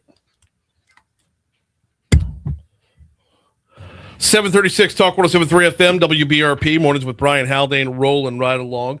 We've got Dr. Candida Rebello from the Pennington Biomedical Research Center coming up in exactly 60 seconds. I do need to tell you about the folks over at Landmark Bank. LandmarkBankLA.com is their website. LandmarkBankLA.com. Been a community bank since 1897. That's a heck of a long time to remain true to one mission. I mean, that's literally half the lifespan of America. Actually, it's more than half the lifespan of America. If you want to learn more, visit landmarkbankla.com. What you get when you get a community bank, you get a banker. You get someone that you see around town, see in line at carpool, see in line at the grocery store, see in line at, well, any place else you're going to be in line. When you're sitting down with your banker, as opposed to submitting some automated form to somewhere in Midtown Manhattan that you're never going to know or see, and you're just a number for. When you sit down with a banker, you can map out your future. You can talk about your plans, whether you're talking about investing and saving or borrowing or something as simple as starting your kid's first checking account. You'll learn more at landmarkbankla.com. Time to talk a little bit about what's going on at the Pennington Biomedical Research Center, because there's always so much going on. Dr. Candida Rebello is in with us. How are you? I'm doing well, Brian. How are you? I'm doing very well as well. We're going to tackle a couple of different topics today, but I would be remiss if I didn't start with you just recently pulled in a grant from the National Institute on Aging. Tell me all about it. Yeah, so this is a 5-year grant for $3.7 million. And we are studying muscle physiology in older adults. Okay. Well, I would say middle-aged to older adults with obesity and insulin resistance. So sarcopenic obesity is a condition that affects 1/3 of the US population over 60 years of age. And it is a highly debilitating condition because it opens them up to other conditions like chronic diseases and falls, frailty, and even death. So this is a condition that we need to bring awareness about, because most people don't even know that they have it, because it's low muscle mass with obesity, and the combined effects can be serious. The combined effects we see, I mean, we try to keep a heads up about it. I realize you're talking to a fat guy right now. Like, I'm fully aware of this, right?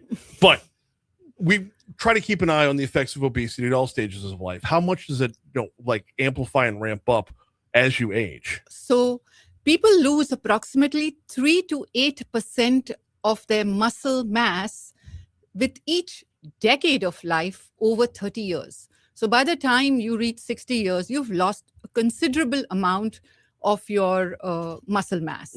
And muscles are the biggest users of glucose.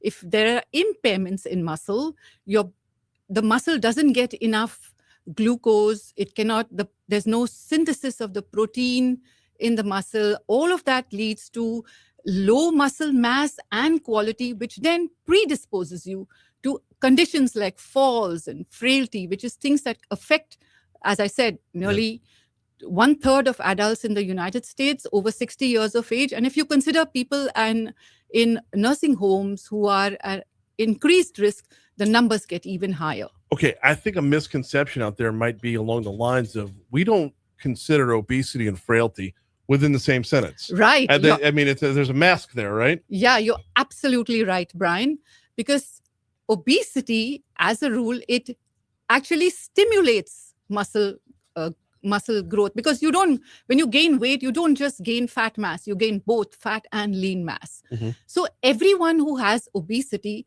does not have a low muscle mass, but a lot of people do, because obesity itself imposes other conditions that change this physiology, that you're gaining weight, you're gaining lean mass, but it's the quality of that lean mass that goes down when you have obesity. Well, I mean, that part feels kind of common sense, right? It's tougher to carry 250 pounds up a flight of stairs than it is to carry 180. Right. So that makes sense from just a sheer weightlifting standpoint.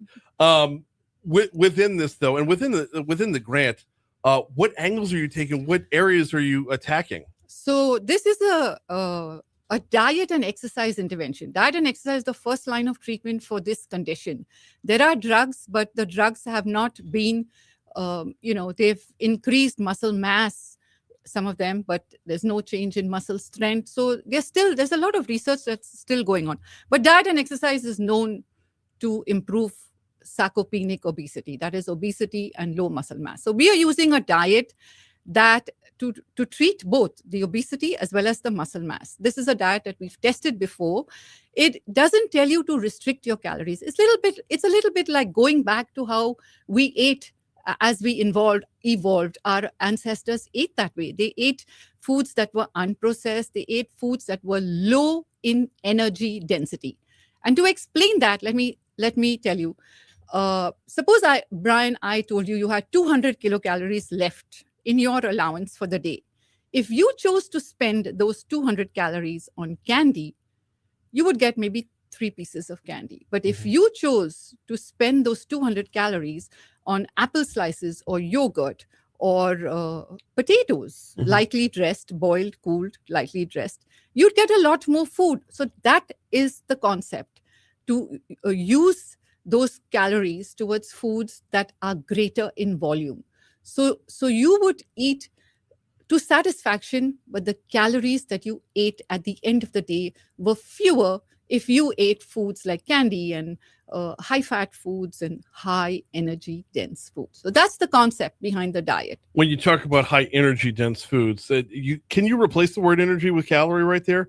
They're calorically dense as well. Yes, they are. I mean, do we put too much emphasis on the word calorie?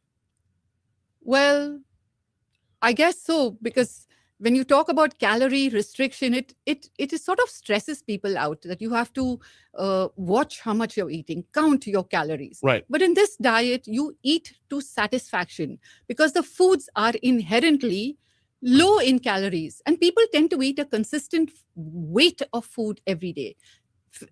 Intuitively. So in that same weight of food, if there are fewer calories, at the end of the day, you're eating fewer calories, and it's an inadvertent calorie restriction without you thinking about calories. Right. So you have a point there. Well, because not all calories are created equally. That's true. So like you said, if you're talking lower calorie food, you're entering into the equation all the other things your body needs. The caloric deficiency is important for the weight loss, but it's fueling your body as well. Right. It is. And you get all of your nutrients when you adopt a diet of this nature, because they are high in foods that are also not processed foods. We've shifted towards a lot of processed foods. So these are simple, everyday foods. It's the kind of fare I grew up on. And if you don't imbibe, or rather,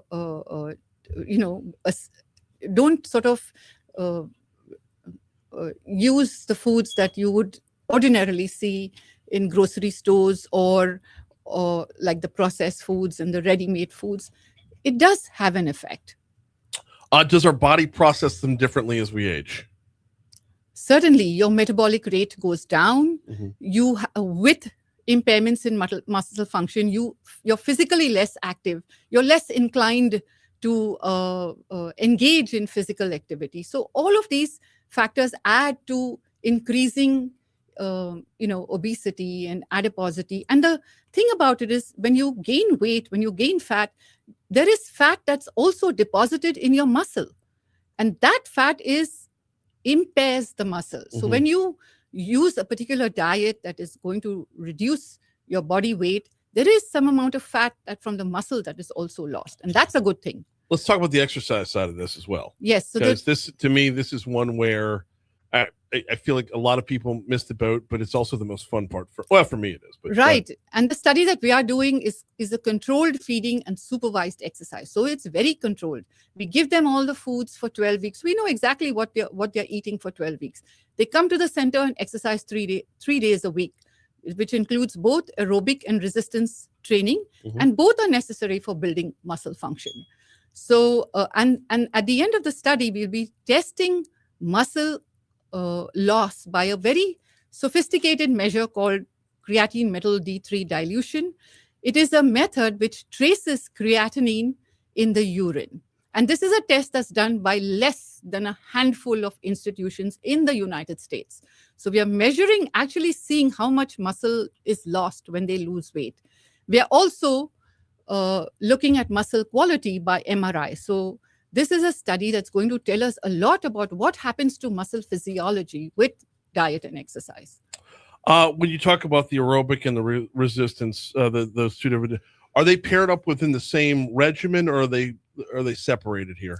Well, on some days in the week, so they exercise for 3 days a week. One day is resistance training, and on 2 other days they do aerobic training. So it doesn't matter so long as you get that exercise within the regimen. Yeah, well, that's why I'm asking for those that aren't part of the study or whatever, that are just doing it on their own.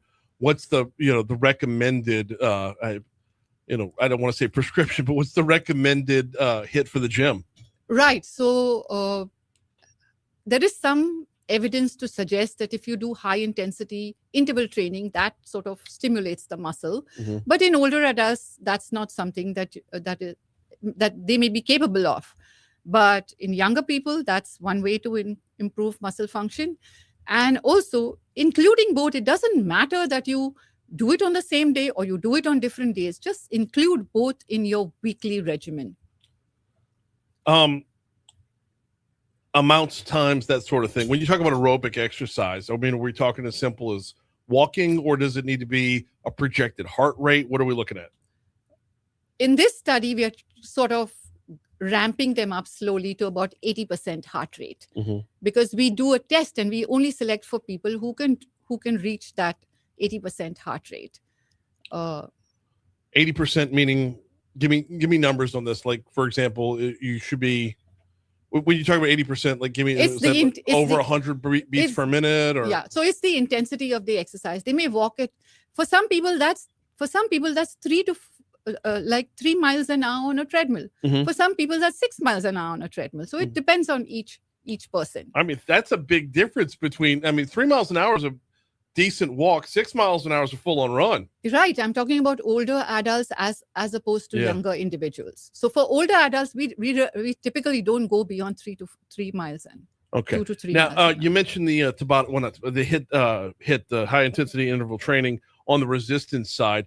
What kinds of exercises are factored in there? I mean, we're getting a bunch of old folks on the bench. What are we doing? Yeah, so it's supervised. So they do pretty much light weights, but it's not highly intensive. It's something that they can, and we test it first. What is the extent that they can pick up, or what is the extent of resistance training that they can do? And we do not go beyond those levels that they are capable of doing, because with older adults, you have to be mindful of injuries and their capabilities. Of course. I'm looking at the clock. It's moved way too fast. We've only got a minute or so left with Dr. Candida Rebello from the Pennington Biomedical Research Center. What are we looking for here? Are we looking for volunteers here, or do y'all already have your study mapped out? Oh, no, we are looking for volunteers. Let's go. 50 years and over. People always complain when they come to Pennington. They say there are no studies for us who are middle-aged or older.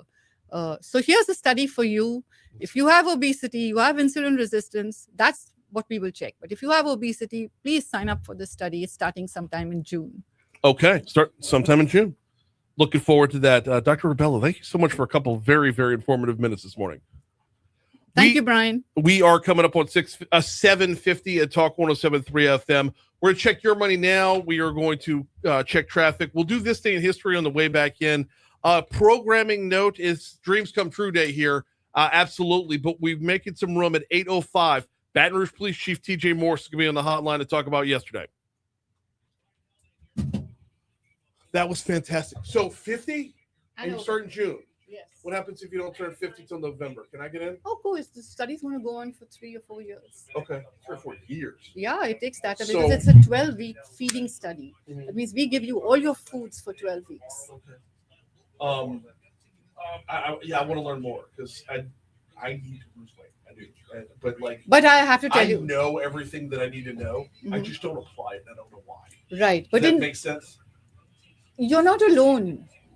It's something that's very hard to do. That is why we want diets that are sustainable. We tell people restrict calories. Of course, they're not going to do it. At the end of you come back, but if you give them something that's sustainable, it's not have to think about calorie counting.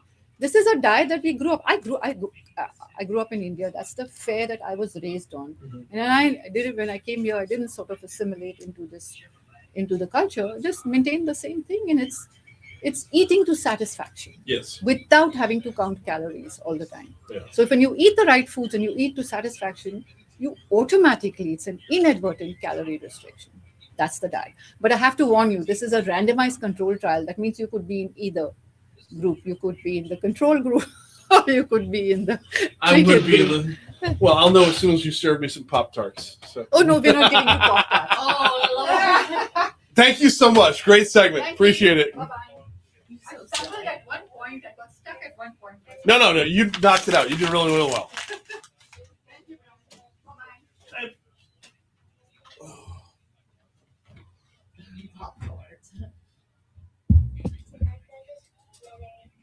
Yeah, that's the shit. I know what I'm supposed to do. I'll tell you where I go wrong every single day. Is trying to stay up too late working on the show. And when I hit the wall, when I get tired, I eat garbage in order to just keep myself. Is we eat a lot of pasta and rice because that's what the baby likes. That's a baby. They're not babies, my dudes. And because of that, I don't eat healthy, if that makes sense. Like, because if they're going to eat red beans and rice, I'm going to eat red beans and rice. But as I'm working on the show late at night, like Snack. I'll hit a wall and I'll snack. I'll eat garbage, and it's just because number one, it's garbage, and number two, I can't burn it off because I go to bed after. I really don't drink a whole lot anymore. Maybe like once a week I'll have a drink. Yeah, can't I would feel love bad to. the next day. It could be one dirty martini and I wake up with a headache. I'm just getting out some of the yums to make it 9 minutes if I can.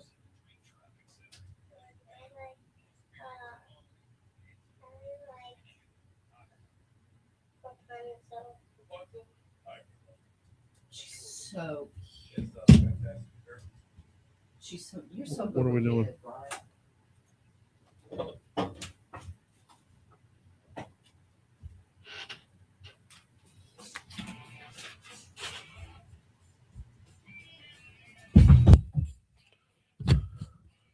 7:53, Talk 107.3 FM, WBRP, mornings with Brian Haldane, rolling right along. All right, let's get caught up on that programming change. Our 8 o'clock hour is going to be our power hour for the Dreams Come True Radiothon. Every donation made to talk1073.com within that hour gets you qualified for a night at the Renaissance Dinner at Tallulah and tickets to go see Weird Al Yankovic. You'll be in the running for that. However, we can't dedicate all of our programming to that time. That was the original plan, but then life happens. And sometimes terror happens and tragedy happens. And that's what happened yesterday at the Mall of Louisiana. Baton Rouge Police Chief TJ Morse going to join us on the hotline at 8:05 to just give us the recap and where we're at as the sun came back up this morning, which means right now it's time for this day in history.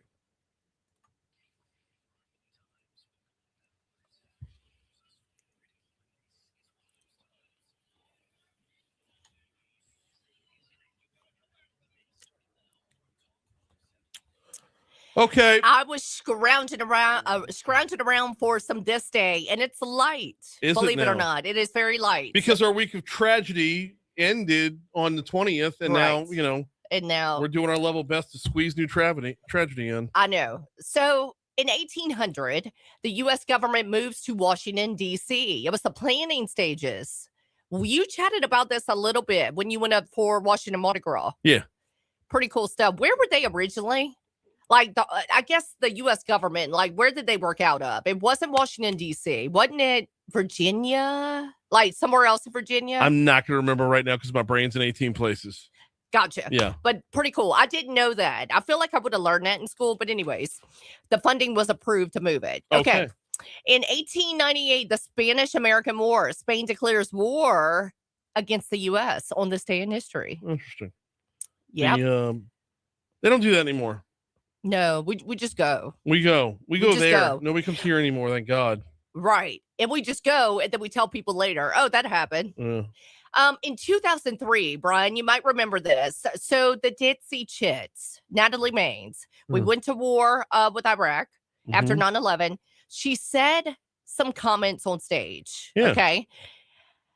On stage outside of our country in London, saying basically that the Ditsy Chits were ashamed that George Bush was from their home state of Texas and they did not support the invasion of Iraq. Well, on this day in history, she goes on the Diane Sawyer show or with Diane Sawyer and saying that she remained proud of her original statement.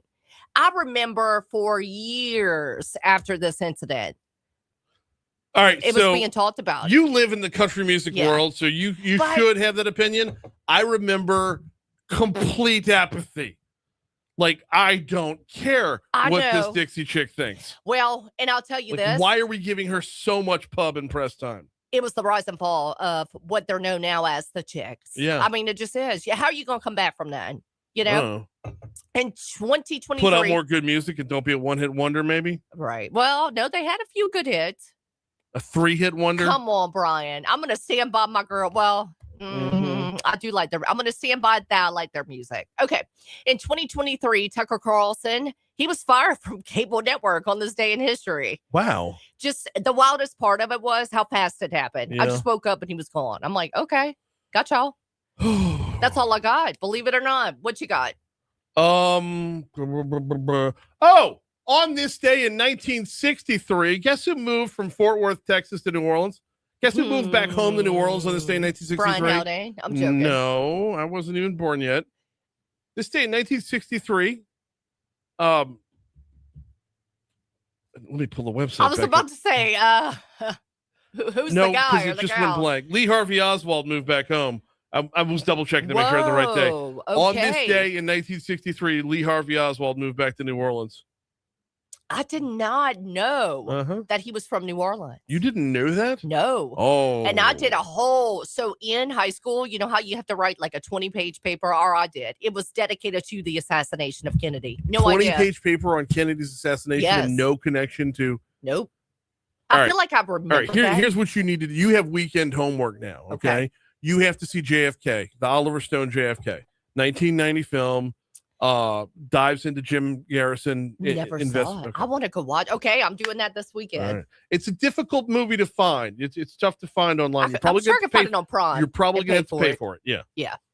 All right. Birthdays today: Barbara Streisand, blah blah blah, Kelly Clarkson, Shirley MacLaine, early actress in the 1900s, Oscar-winning actress. Okay, we also have Percy Sledge. Hey. Yeah. Well, Baton Rouge connection right there. Yeah. Who else you got? Cedric the Entertainer. Oh, I had him. Okay. Yeah. Deaths on this day. Let me see. I don't think I have anybody notable. I do not. Do you have anybody? Yeah, I got one notable for sure. That would be. Let me scroll back down again. Estee Lauder. Oh, okay. Yeah. Let's see. She died on this day in 2004. This day, National Day. You know what? I don't have anything.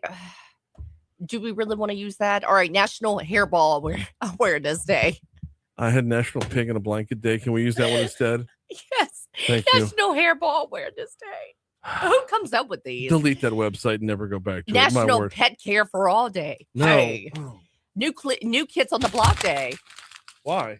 Because Massachusetts, if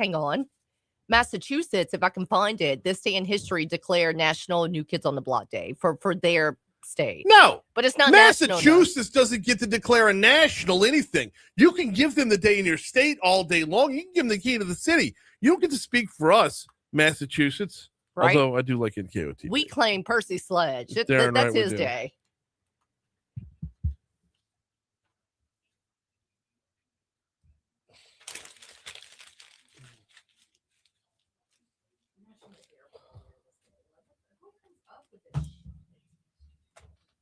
National Foot Day, y'all.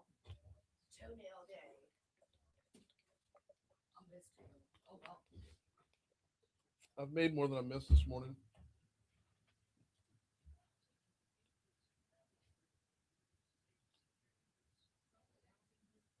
Shot of vermouth. Shot of vermouth. Straight of vermouth. Shot of vermouth. What? Being stupid. Take a shot of vermouth.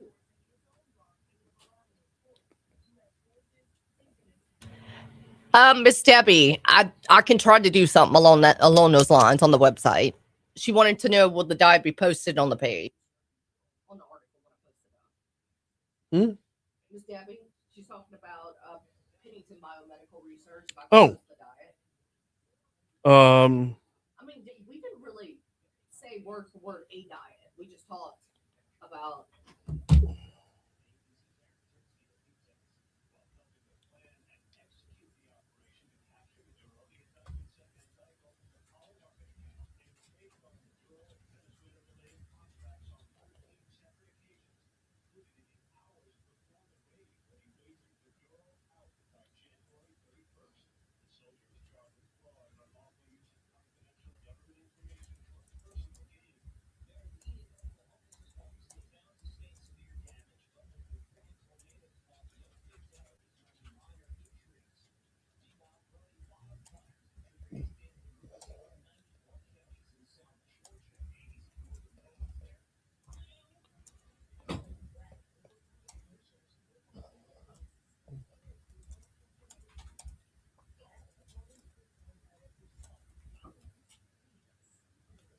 There you go.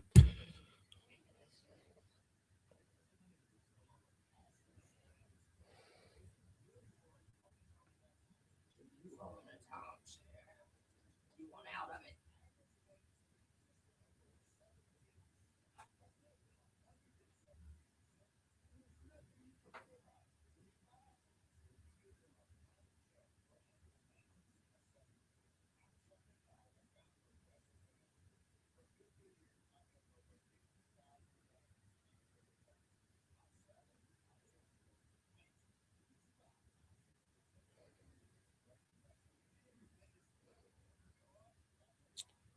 Holy hell.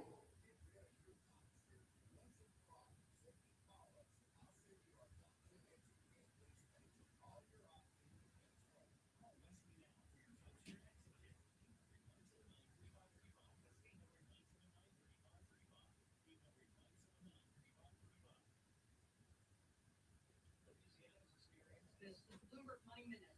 Two tech giants are shrinking. Microsoft is said to be offering voluntary retirement to thousands of its workers. About 7% of its U.S. employees will be eligible for the buyouts. Meantime, the parent company of Facebook and Instagram cutting 10% of its workers. The layoffs will begin at Meta on May 20th. Big tech companies have been looking for ways to trim their expenses as they pour billions of dollars into artificial intelligence. Into trade, optimism around the economic promise of artificial intelligence. Papers doing the heavy lifting on the back of strong earnings results from Intel. The tech focus NASDAQ futures are leading the gains. Do me a favor. Can you go to Tigers, Facebook, or Eagles, or whoever's you have, and repost what I just posted on Talks? I just posted that.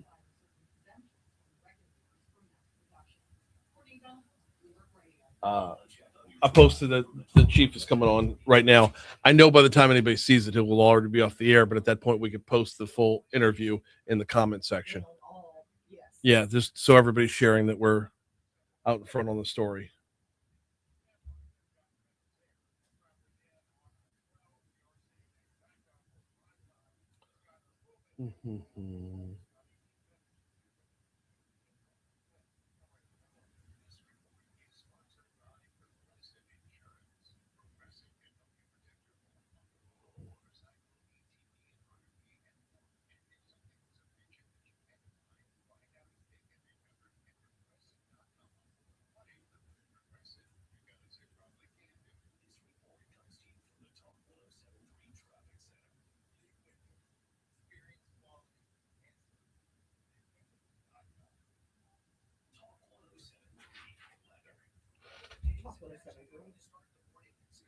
Hey, Chief, we're going to be coming to you in 30 seconds, okay?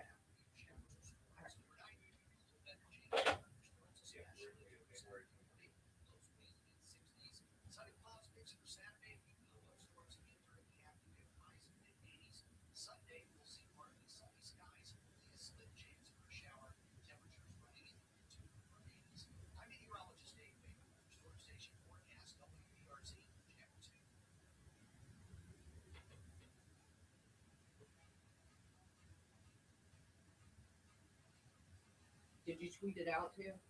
Yes. Is a new word for it exit out? Huh? Get it? Because we still say No, we still say tweet. We always will. Elon Musk is an idiot for getting rid of that solid branding.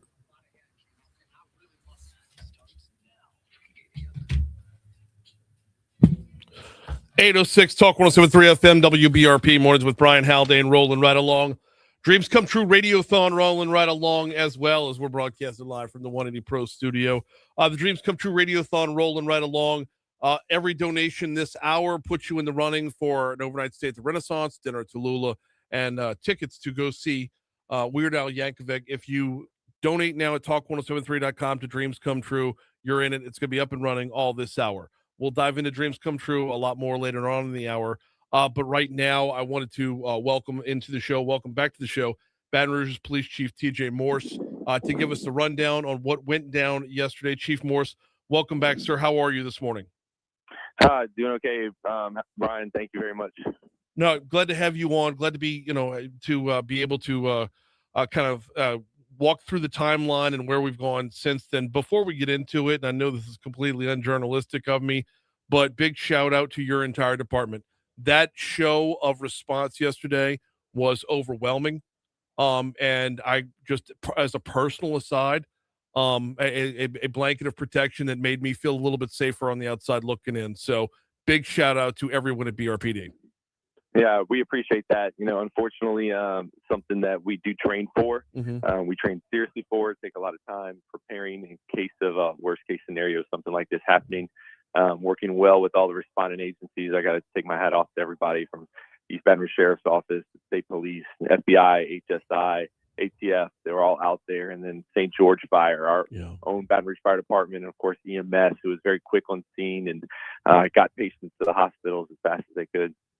Well, thank you for picking that up where I was remiss in not mentioning the rest of every emergency responder who was on the scene.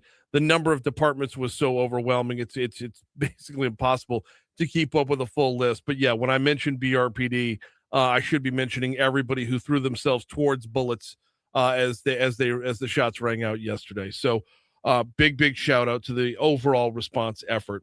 Baton Rouge Police Chief T.J. Morse is our guest this morning.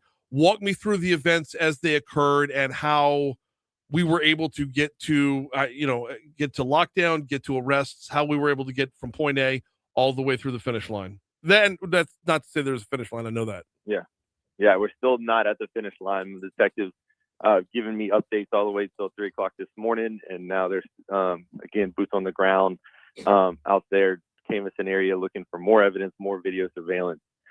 So working hard all throughout the night. Those guys do incredible work.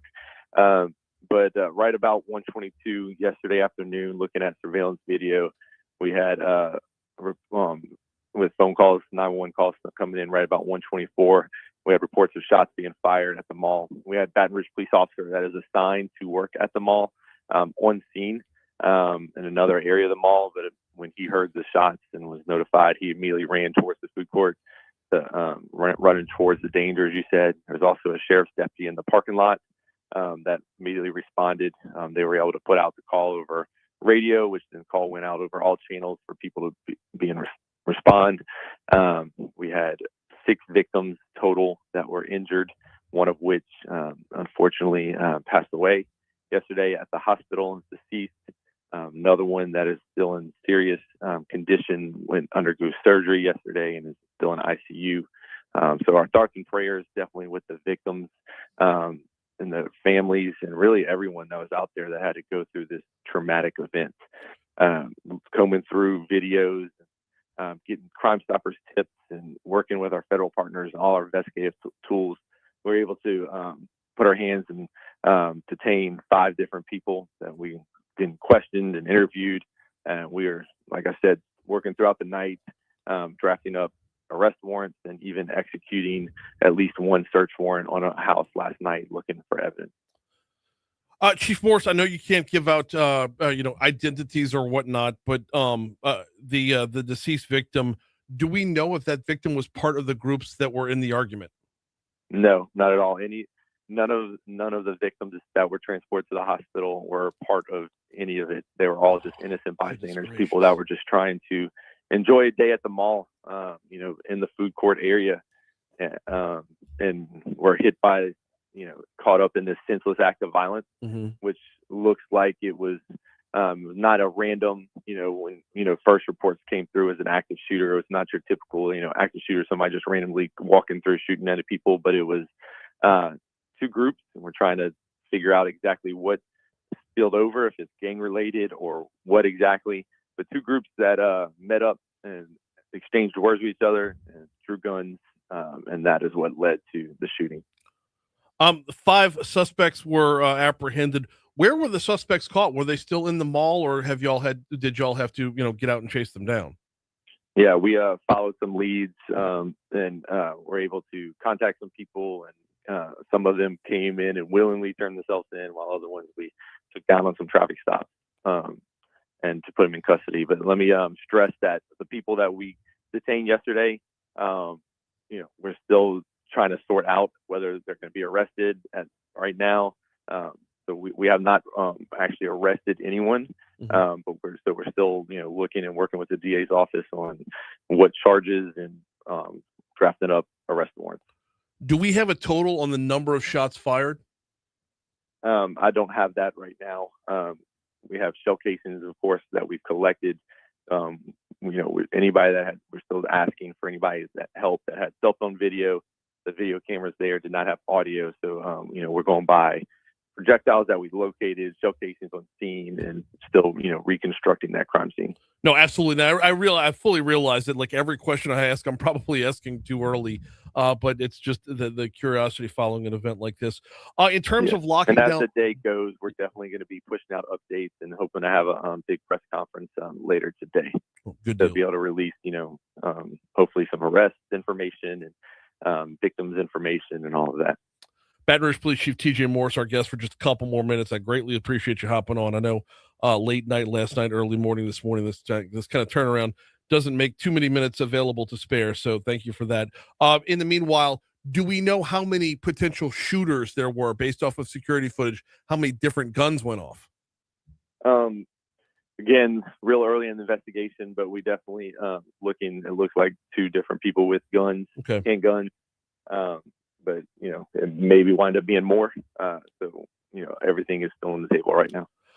From the amount of time, do we know from when shots were first fired to when the lockdown actually happened? Because within that period, I'm sure the want is to get as many people away from danger as possible, while at the same time trying to corral those who need to be at the scene. How long does it take for something like that to happen? Because you're talking about the Mall of Louisiana, for crying out loud. That's a lot of square footage and a lot of exits. Yeah, when you're looking at something that big and each individual entity and store inside of the mall, even having some of their own systems in place, security systems, and their own lockdown drills and their own things happening. Yeah, a lot. But we've been hearing some great stories. Just yesterday on scene, talking to some of the people that were coming out, and they're stopping me and saying, "Chief, we really got to, hats off to the people that working at this store that were ushering people in and having them hide inside their store." So I think as the days go on and we're able to hear a lot more of those stories, it's going to be really good. I know that our officers that are assigned to the mall and work at the mall regularly have drilled with the mall, for things like this and giving them tips. And so they were prepared. Got just a couple more minutes with Baton Rouge Police Chief TJ Morris. Talk about yesterday's tragic incident with the big shooting at the Mall of Louisiana. Walk me through, if you could, and I don't want to get too much into speculation, but the potential charges that could be on the table. What are we looking at? Worst case scenario, best case scenario? First degree murder, attempted first-degree murder for the other victims, that were in the area right off the bat, right? And then if we're looking at, where they are allowed to be in possession of a handgun, depending on age, do they have prior criminal arrest history? So charges can just stack up after the first-degree murder ones. I probably asked that question wrong. Let me tack this on to the end of it.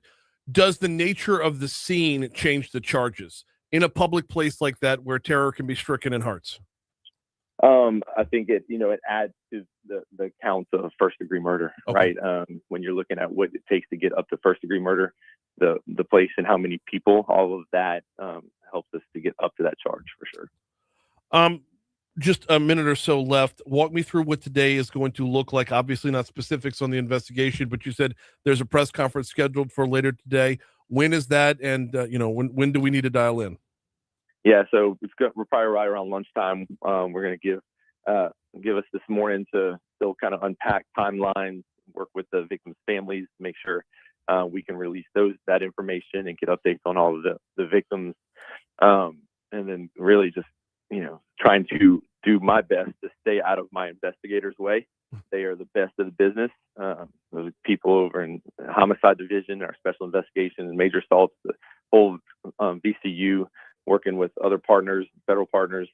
I mean, they really are some of the best in business. So giving them time to do what they do. I know everybody wants information, and it's where we're at with constant news cycles, but we got to give them the chance to do what they do and what they do best, and then we'll be able to give you all that information on the backside. No, and I greatly appreciate you sharing what you can in the midst of an investigation, in the midst of piecing together a lot of very quick chaos that went down. He's Baton Rouge Police Chief TJ Morris. Thank you so much for a couple minutes this morning. Thank you, Brian. Absolutely. We're at 8:17 at Talk 107.3 FM. Ran a little bit long right there, and that's what we're going to do, because there is no bigger story locally, and for that matter, nationally. We're going to take a quick break. When we come back, we're going to pivot. Miss Becky's in the house. We're talking dreams come true next. He is so good.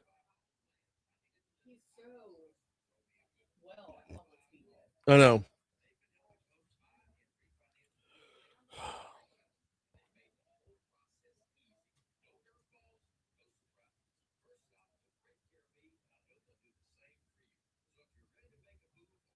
Matt says exactly what I was thinking.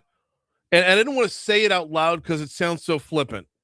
All that, and they didn't even hit anyone they were aiming at or they were mad at. Doesn't that add to the tragedy, though?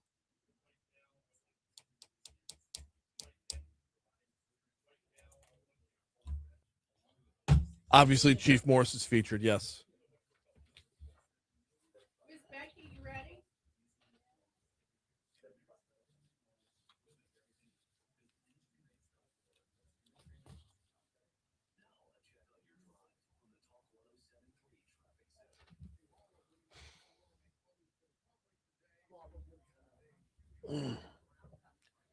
Oh, my word. How are you? For what? She said she's late. I said, you would not late. Well, I put in Chris's Specialties address when I left off Belusa's, and that had me getting there like at 8. Thank you, Oh, Michelle. my word. Yeah, so that's fine. But, yesterday just upset me so much. But Oh, I know.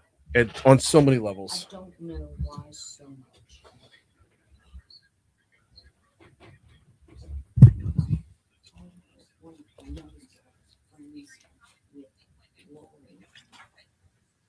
Lori's good friend is the mom. Oh, wow. Oh, no. I know. And I had the police chief on just now to, you know. I let my boys sleep with me last night. I'm like, I want my babies with me. Oh, Miss Lee. 8:19, Talk 107.3 FM, WBRP. Mornings with Brian Haldane, rolling right along. We had planned for this entire hour to be focused on dreams come true because we've got the radiothon going on right now. Obviously, we had business to tend to right there. And once again, greatly appreciate the candidness and the openness from Chief Morse, not just on what he can share, but letting us know when he can't. As an important part as they're still in the investigation process. There's going to be a lot more that's going to be combed through over the next 3.5 hours. He said around noon or so we would have a press conference. I'm not going to hold him to that time because there was a good or so on the end of that. On the end of that, so we I know as a public, it's difficult to sit idly by and wait for all the information to come in. But this ain't Law and Order. This is not a Jerry Bruckheimer production. We're not gonna break for commercial and come back to an exciting conclusion. This is real life. Yes. So it's not the easiest thing to do, but to the folks out there doing their job, we do appreciate it. So it is now time to focus on dreams come true, though. Miss Becky Prejean's in with us. I hate to start on such a somber note. No, listen, and I don't want to cry, but hats off to all the policemen and the first responders. God bless them. They put their lives in danger, and oh God, my prayers went out to this family and to everybody involved. Well, yes, 100%. And we had a comment come in on our Facebook feed. We're live on Facebook every single day, courtesy of the folks over at Lake Urgent Care. Comment came in from Matt. And this, I didn't want to say it out loud until he said it on the chat. But God, sums up so much about the nonsense or the lack of sense that there is to this. Matt says all that, and they didn't even hit anyone they were mad at. Oh my God. Like everybody who's in the hospital, everybody who was struck by a bullet, innocent. The person who was killed, were all innocent bystanders. That, like, I mean, God. I know it's infuriating, and I'm not making light of it when, like, you take that, you know what, elsewhere. Whatever happened to the old phrase, take it outside. Right. You know, especially. What are they doing with handguns to begin with? That's part of it. You're at the mall shopping. Right. Well, clearly they're at the mall for other reasons. Well, but like you're right. What are you doing in that scenario, strapped like that? That's right. Yeah. I, of course, you know what I deal with. I do. Our children do pass, and it's a sickness, and I get close to all these families. But yesterday, I know. They were planning for graduation. Now they're planning for a funeral. Yeah, okay. I know. I did not mean to bring you down. That's okay. Miss Becky Prejean's in with us with Dreams Come True. And like, I mean, I guess if I'm going to spin this and pivot as a morning show host, you can see how quickly she's touched when Louisiana children are affected. I mean, that's the long and the short of it.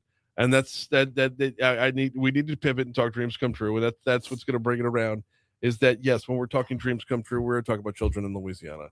We are back into the radiothon once again. It is time once again. We're going to power through it, Becky.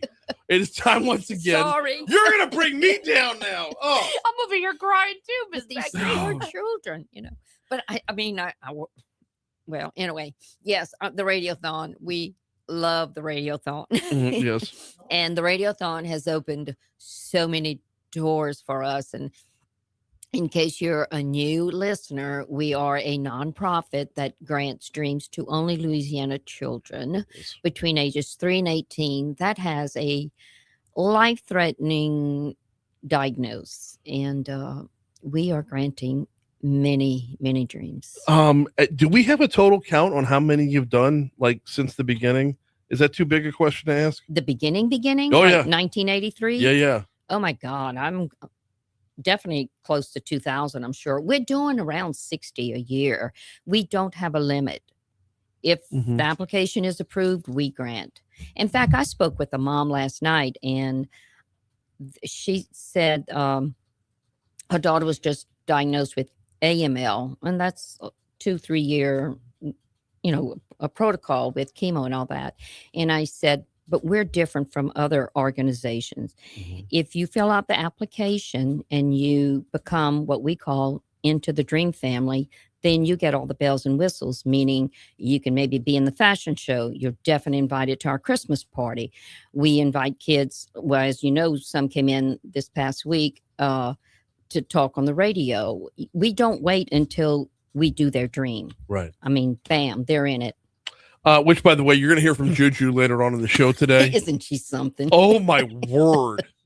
So cute. She is. She's sweet. Yeah, and She as is. resilient as the day is long, and she is the quintessential example of why we're all on board to do this every single time out. And she had a rough road for a while. Did she? Oh. See, we didn't dive. It's a pre-recorded interview. We didn't dive too deep onto that, and we talked more about the dream itself and more about her family. Good. Yeah. Her dad's a good dude too.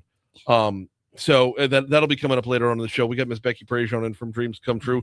The radiothon's going on right now. If you donate right now at talk1073.com, any donation within this hour has you entered to win night stay at the Renaissance, dinner at Tallulah, and tickets to go see Weird Al Yankovic. Awesome. That's we're doing the whole hour right here for Talk 107.3 for the full takeover this hour. Let's go back into, if we could, Miss Becky, Sure. for those that aren't familiar. The typical dream is, there's a lot of Disney trips in there. Yes, But the little ones love Disney. Disney's not the only one out there. Give me an average of what a dream costs. Shopping, Mhm. we spent around 4,000.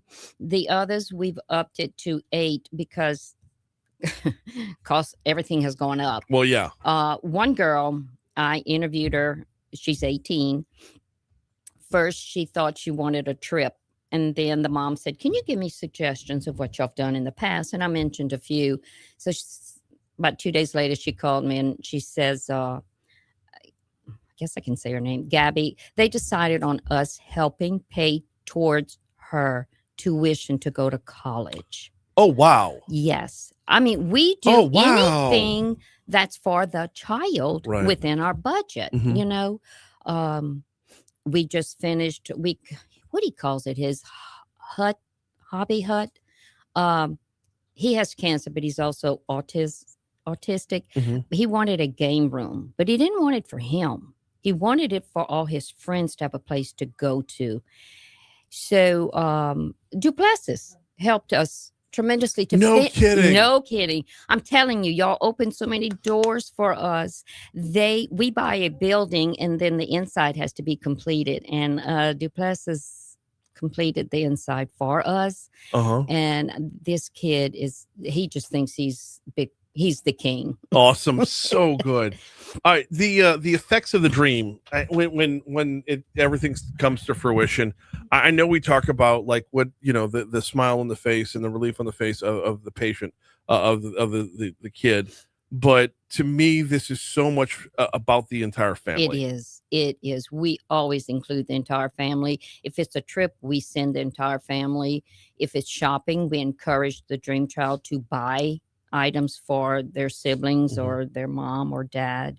And anytime the Christmas party, we invite the entire family, and Santa gives to the siblings as well as the dream child. Very nice. And we feed them and they meet each other, and it's just fun. And I put myself in their shoes. I try to treat them like I'd want to be treated. I mean, and in fact, I was talking with a dream mom the other day, and I said, I've never walked in your shoes. She says, you haven't, but she said, you've been doing it for so long, you probably get what we go through. But yes and no, because exactly. on the one side, yes, you can recognize the diagnosis, you can recognize the severity of the diagnosis, you can recognize fighting the kid. Absolutely.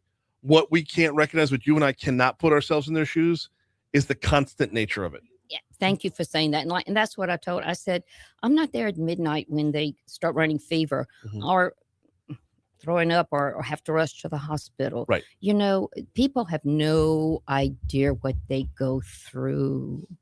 And even if you were there one midnight, it's the next midnight and the next midnight and the next midnight. And that's why I bring it back around to the whole family. Why that's such an important part of the whole equation is when you talk about families, especially here in Louisiana, we're a family-based state. Oh God, we are. When you talk about Louisiana, what is affecting one affects everyone under that roof. And I'm not trying to downplay the role of the child who's doing the battle, because my word, we have met over the course of time in sitting in this chair and having these conversations. We've met some downright warriors, Miss Becky. They are. Just the level of strength, the level of resiliency, the level of just knock the dust off their shoulder and get right back in the game. True. And the siblings, not directly, they're pushed. They have to be, because they have to tend to the sick child. Right. And let me tell you, I'm a wuss. Like when I have to go do blood work, I'm like this. I can't look. These kids, they just about can almost put the needle in for their for everything. They're and so many go into the medical field when they graduate. Really? Yes. Oh, yes. Incredible. Well, and that's a pay it forward sort of situation there. It is. Absolutely. You talk about a needle, you change the game completely when you're talking about a port, right? Ooh, I know. God bless them. Yeah. It is heavy on a Friday for sure, but it's. And I want to say this. People, when they hear the word remission, they think the child's right back to where the child was. Let me tell you something. That body never goes back to what it was before they got diagnosed. And little Beckham, I know Michelle won't mind me saying this, he just had to have a horrible surgery that lasted almost all day. And this is from side effects from the chemo. He had brain tumor and calcium and oh God, so it's never over. Right. Well, that's actually going to tee up the next segment. We'll get to that in a little bit. We're going to run long here on purpose. I realize we got news breathing down our necks, but I don't want to hand Miss Becky off just yet. No, I'm fine. So, no, Brittany's over there waiting to grab you. Wait your turn.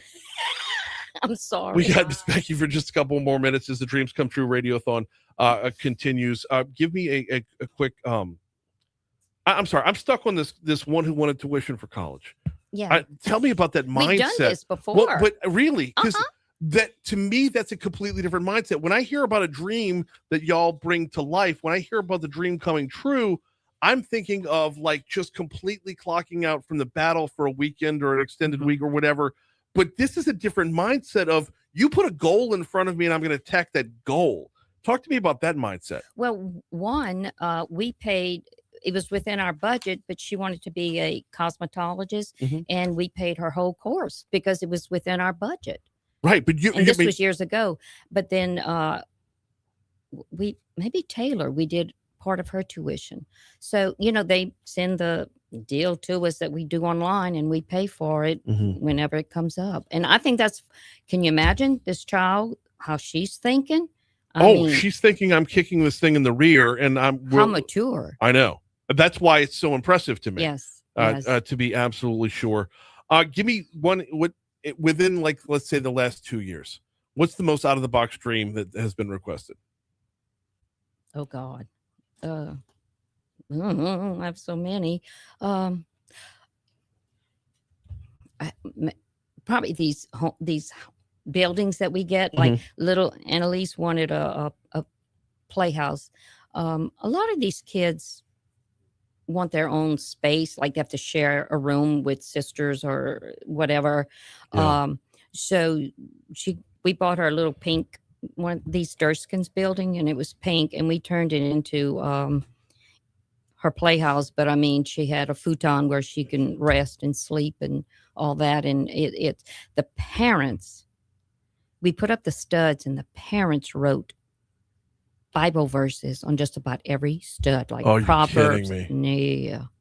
Wow. So that's going to last with her forever.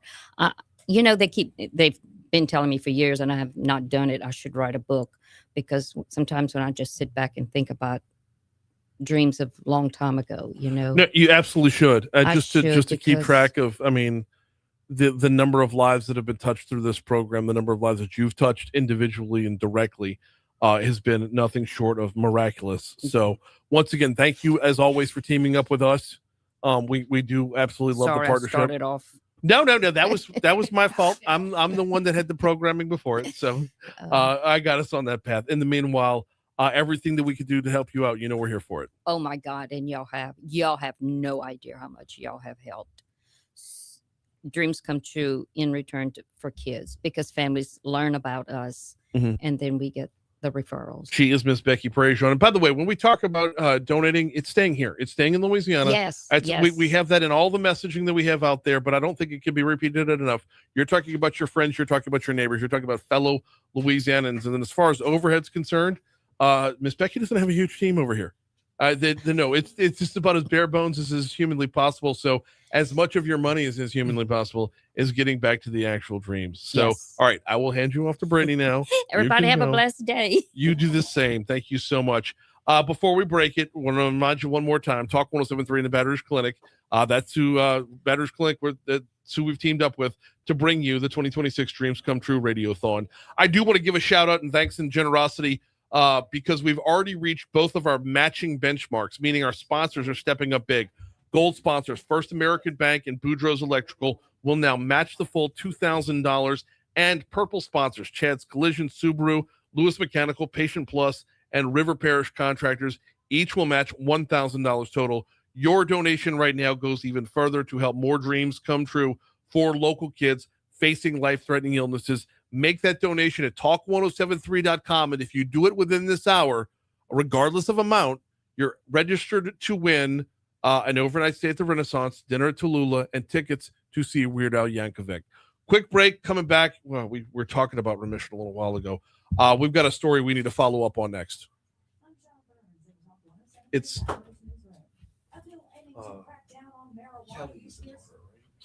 Kelly Guillory. But I'm talking to Jennifer. To mom. Yeah. Also, She had her surgery yesterday. yeah. But no, mom's last name was Guillory. Jennifer Guillory, Kelly Guillory. Yeah. And she did have her surgery.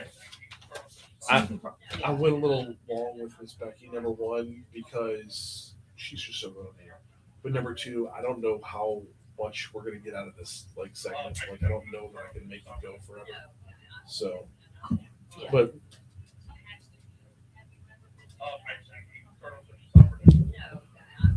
oh.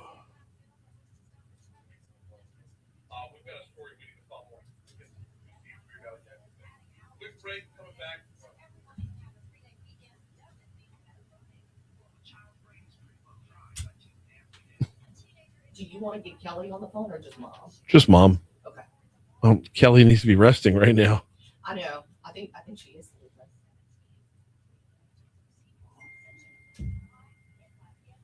What was I? My brain just went. Oh, TJ is posted. If you want to tweet it, it's posted on all stations as well, and on our Facebook. But tweet it too. It's posted on all stations, or all stations are All coming back stations to us. posted it. No, I posted it. Okay. And then, so I shared your programming note. Then I posted the link, and it's posted on our Facebook. So now you need to tweet it.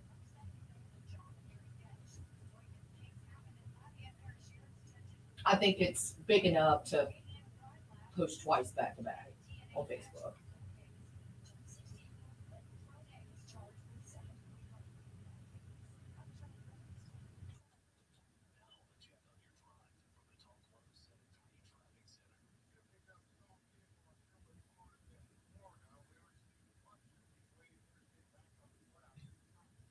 Did he say what time his press conference? He just said later today. Huh?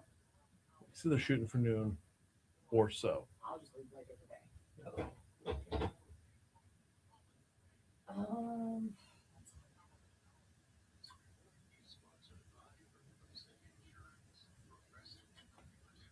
Are we going to carry that press conference? I'm going to talk to Kate after that. I've got, believe it or not, a bigger fish I've got to be working on. I might be on the road. Kill the mics.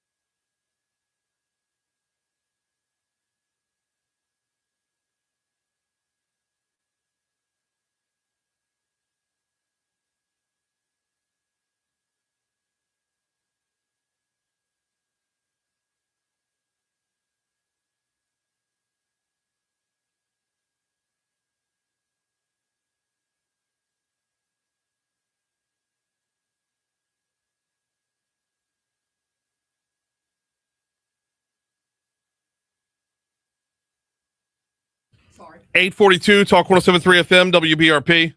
Mornings with Brian Haldane rolling right along. Dreams Come True Radiothon rolling right along. And we were talking with Miss Becky about how it's not over, it's never over, on how quickly things can turn. Last week we had, It was last Friday. Last Friday, so a week ago, we had Kelly Guillory on and her mom Jennifer. Kelly was doing great. She was.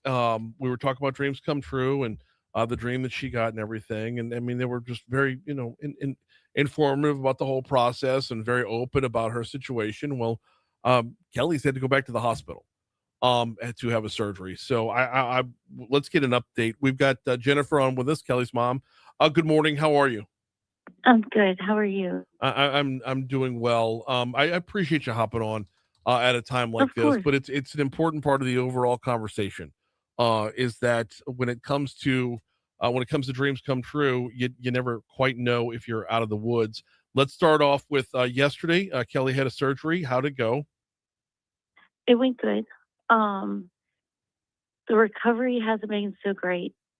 She started throwing up, which opened one of her incisions. So they're kind of managing that and watching that.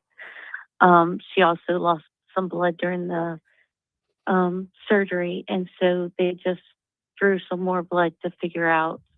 When we first came over the weekend, she ended up needing 2 blood transfusions, and so we're waiting to see if she's going to need another one or if her blood replaced itself and we won't need one. So we're kind of waiting on standby for that.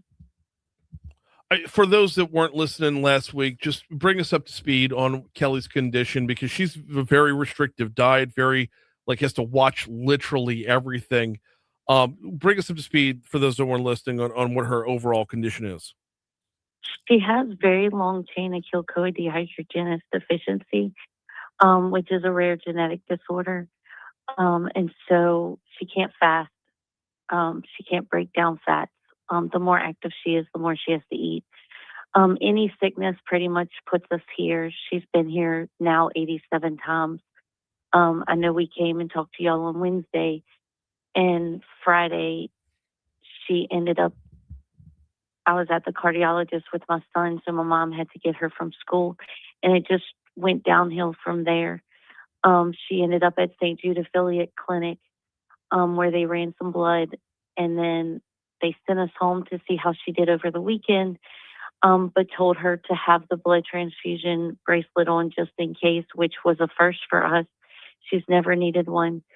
And then that night, she couldn't lift her head up out of the bed from the severe pain in her head, which she has a high tolerance. So when it's bad, it's bad. And at that point, she told me to call 911. Sometimes she can tell me, okay, you can drive me to the hospital.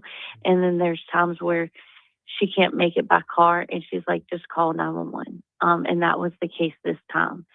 And so her blood transfusions were expedited because by the time we got to the hospital that night, her blood levels had already dropped to the point to where she needed the blood transfusion. So it expedited things. We're talking with Jennifer Guillory. Jennifer's Kelly's mom. Kelly and Jennifer were in with us last week for just previewing the Dreams Come True Radiothon, and we're getting an update on her status. You were mentioning, Jennifer, that the recovery since the surgery hasn't been the best. Walk me through a little bit about Kelly and just her mindset as she continues to battle. I mean, having the wherewithal to be able to determine, okay, mom, you drive me versus calling 911. That's pretty impressive for a teenage girl. But just her mindset and her her general fight. She was just the most resilient person in the studio last week. Talk to us a little bit about who she is as a person. She's incredibly strong, and I know she gets her strength from God, and He has her in all of this. She actually, after her second blood transfusion, asked if she could flush her IV line, and the nurse let her. And so, because she's so familiar with, because of all her hospital stays, they let her help do things like that. And so she still has been having a smile on her face. There were times where she was struggling, and you can tell when she's struggling, and you kind of just have to back away a little bit and let her just have her emotions, have her feelings. And then there's times where we submitted a video. Breland asked us for a video, and she was laughing in the background. And She so was. it was just like, it's a mixture of strength in having trouble, and then back to her being strong again, and her just cutting up with the nurses and cutting up with the staff. And she's touring colleges to go into nursing because of everything she's been through, because she'll be able to relate more to kids than a lot of us can. Jennifer, I want to ask you, you know a little bit about my journey. My twins were born early at 30 weeks. We talked about that years ago when you met me at the lake. And that same year, they were hospitalized for RSV twice, one stay in the PQ. As a mom, and I'm going to try not to get emotional here. As a mom, the hardest thing is the what if, and there's nothing you can do for your babies. So very rarely do people ask the question, when a child walks through something like this, they'll ask, how's the child doing? How are they doing? But how's the family doing? Mom, how are you holding up through all this? Because I'm going to tell you, when I walked through that journey with my kiddos, it was hard. I actually wrote something while she was in surgery. And if you want, I can share it. Yes, please. I said, I'm going to read it. As I sit here waiting of what is happening in the surgery room, I can't help but sit here in my thoughts that are being attacked by the enemy. But God has bigger plans for Kelly, her journey, and her story. I realized years ago that I needed to surrender her to God and have to continue to do that. Of course, as a mom, it's a struggle because I want to be in there holding my baby girl, comforting her, and taking this away from her, but I know I can't. By putting on the armor of God, knocking the enemy's lies away, protecting my thoughts by replacing it with worship music and God's word. Kelly's strength comes from God, and I know today is no different. I know with those around me, the right ones around me, she's covered in prayer. Prayers are powerful, and coming from more than just me is stronger than any two-edged sword. So while I am having attacks from the enemy, I am at peace knowing that God is our healer and strength, and that he is covering us in all of this. Proverbs 18:10, the name of the Lord is a strong fortress. The godly run to him and are safe. She is safe in his arms, and she is going to have healing and a great recovery. I love you, my baby girl, always and forever. Jennifer, we're going to be praying for you and Kelly. Absolutely. Thank you so much for a couple of what had to be some very difficult minutes this morning. Just keeping people up to speed on her condition. I greatly, greatly appreciate it. We thank y'all. Absolutely. Do we break here? I don't even. Let's go ahead and just break here. Okay, good.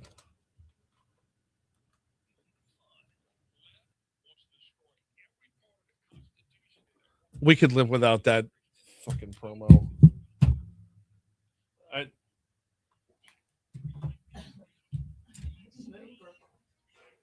I know that's his thing, on a normal day, that's fine. But like, we just talked to a woman whose daughter is possibly dying today. Like, the left want to destroy that.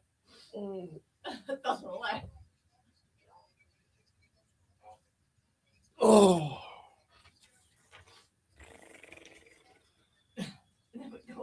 The left. God. Okay. You want me to come back to you or just fire over you? Are we have time? Skip traffic. Okay. Yep. Just go straight to it. Yeah. If we skip traffic, we'll have time.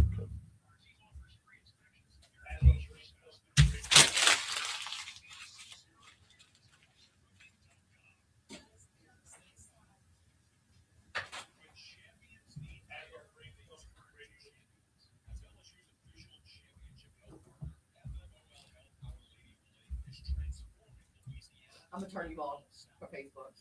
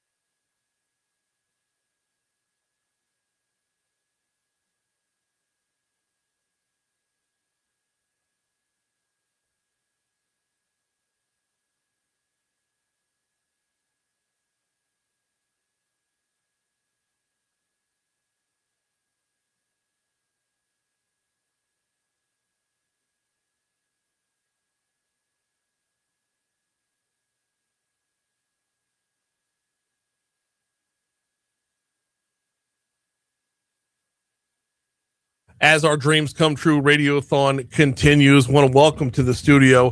We've got Ryan Cotton, but more importantly, we've got Juju Cotton in with us. Juju, how are you? I'm good. You're good? You're good? How old are you, Juju? I'm 7 years old. You're 7 years old. Where do you go to school?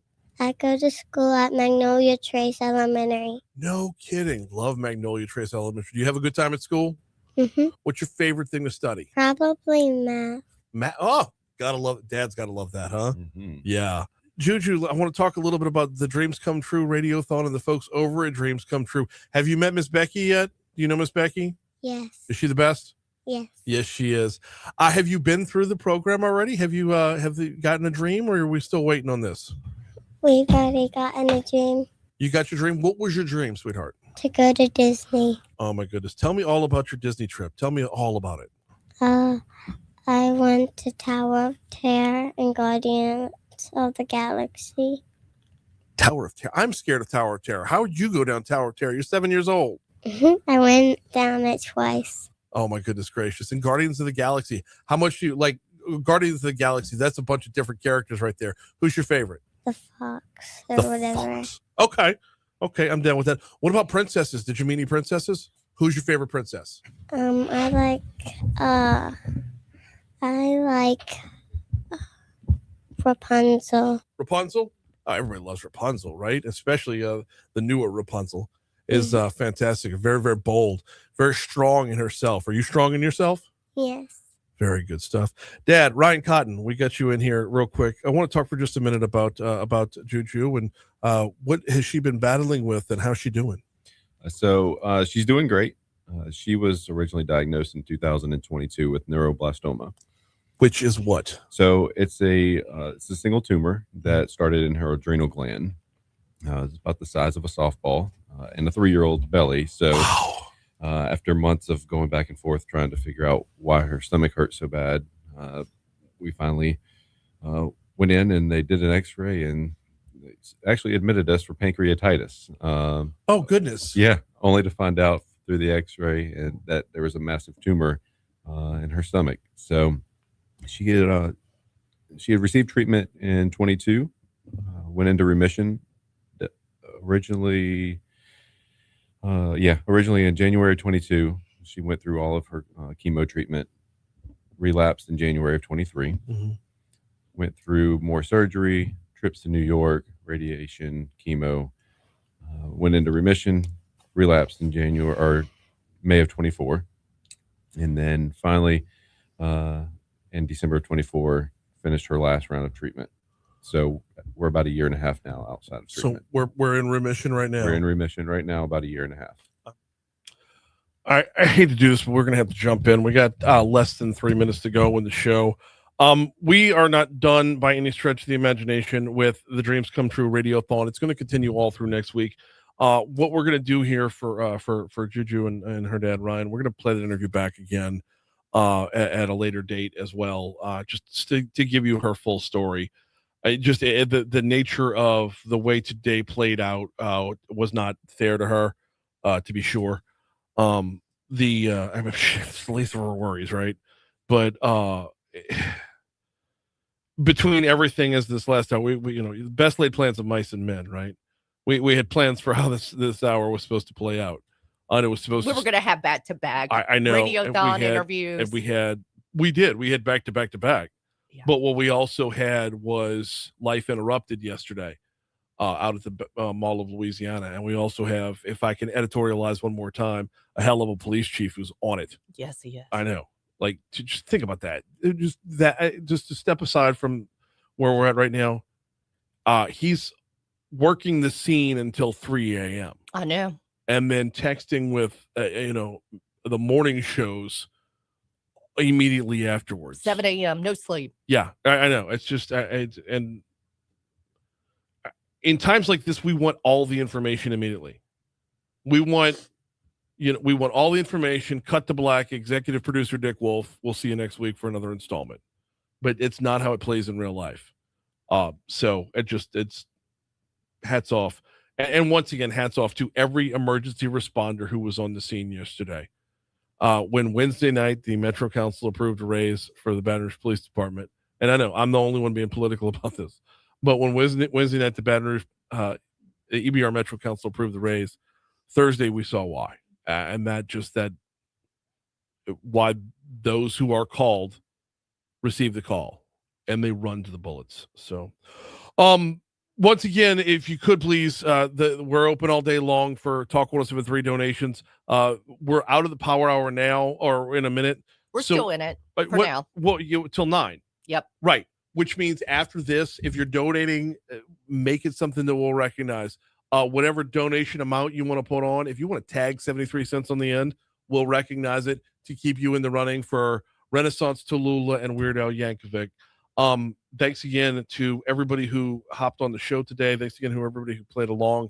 It's been a serious mix of like unbelievably heavy and unbelievably light. So I'm spent. I know my brain has just shut down. I need tissues. My head hurts. It's been an incredible day. We'll be back at it on Monday. I'll talk a lot more about that 5th congressional district debate. And we'll have our regular Monday slate. We got to get out of here. Moon's next. Oh man, can you imagine if I had squeezed in a Foodie Friday? Just how unbelievably tone deaf that would have been. No, I know. It's like we got people getting shot at the mall. We got cancer survivors coming on the show. But let's talk about the proper way to shuck oysters. Yeah, right. Or yeah. So yeah, Facebook. We'll see y'all on Monday. Oh, Cowboy Mouth Saturday night. Mercy.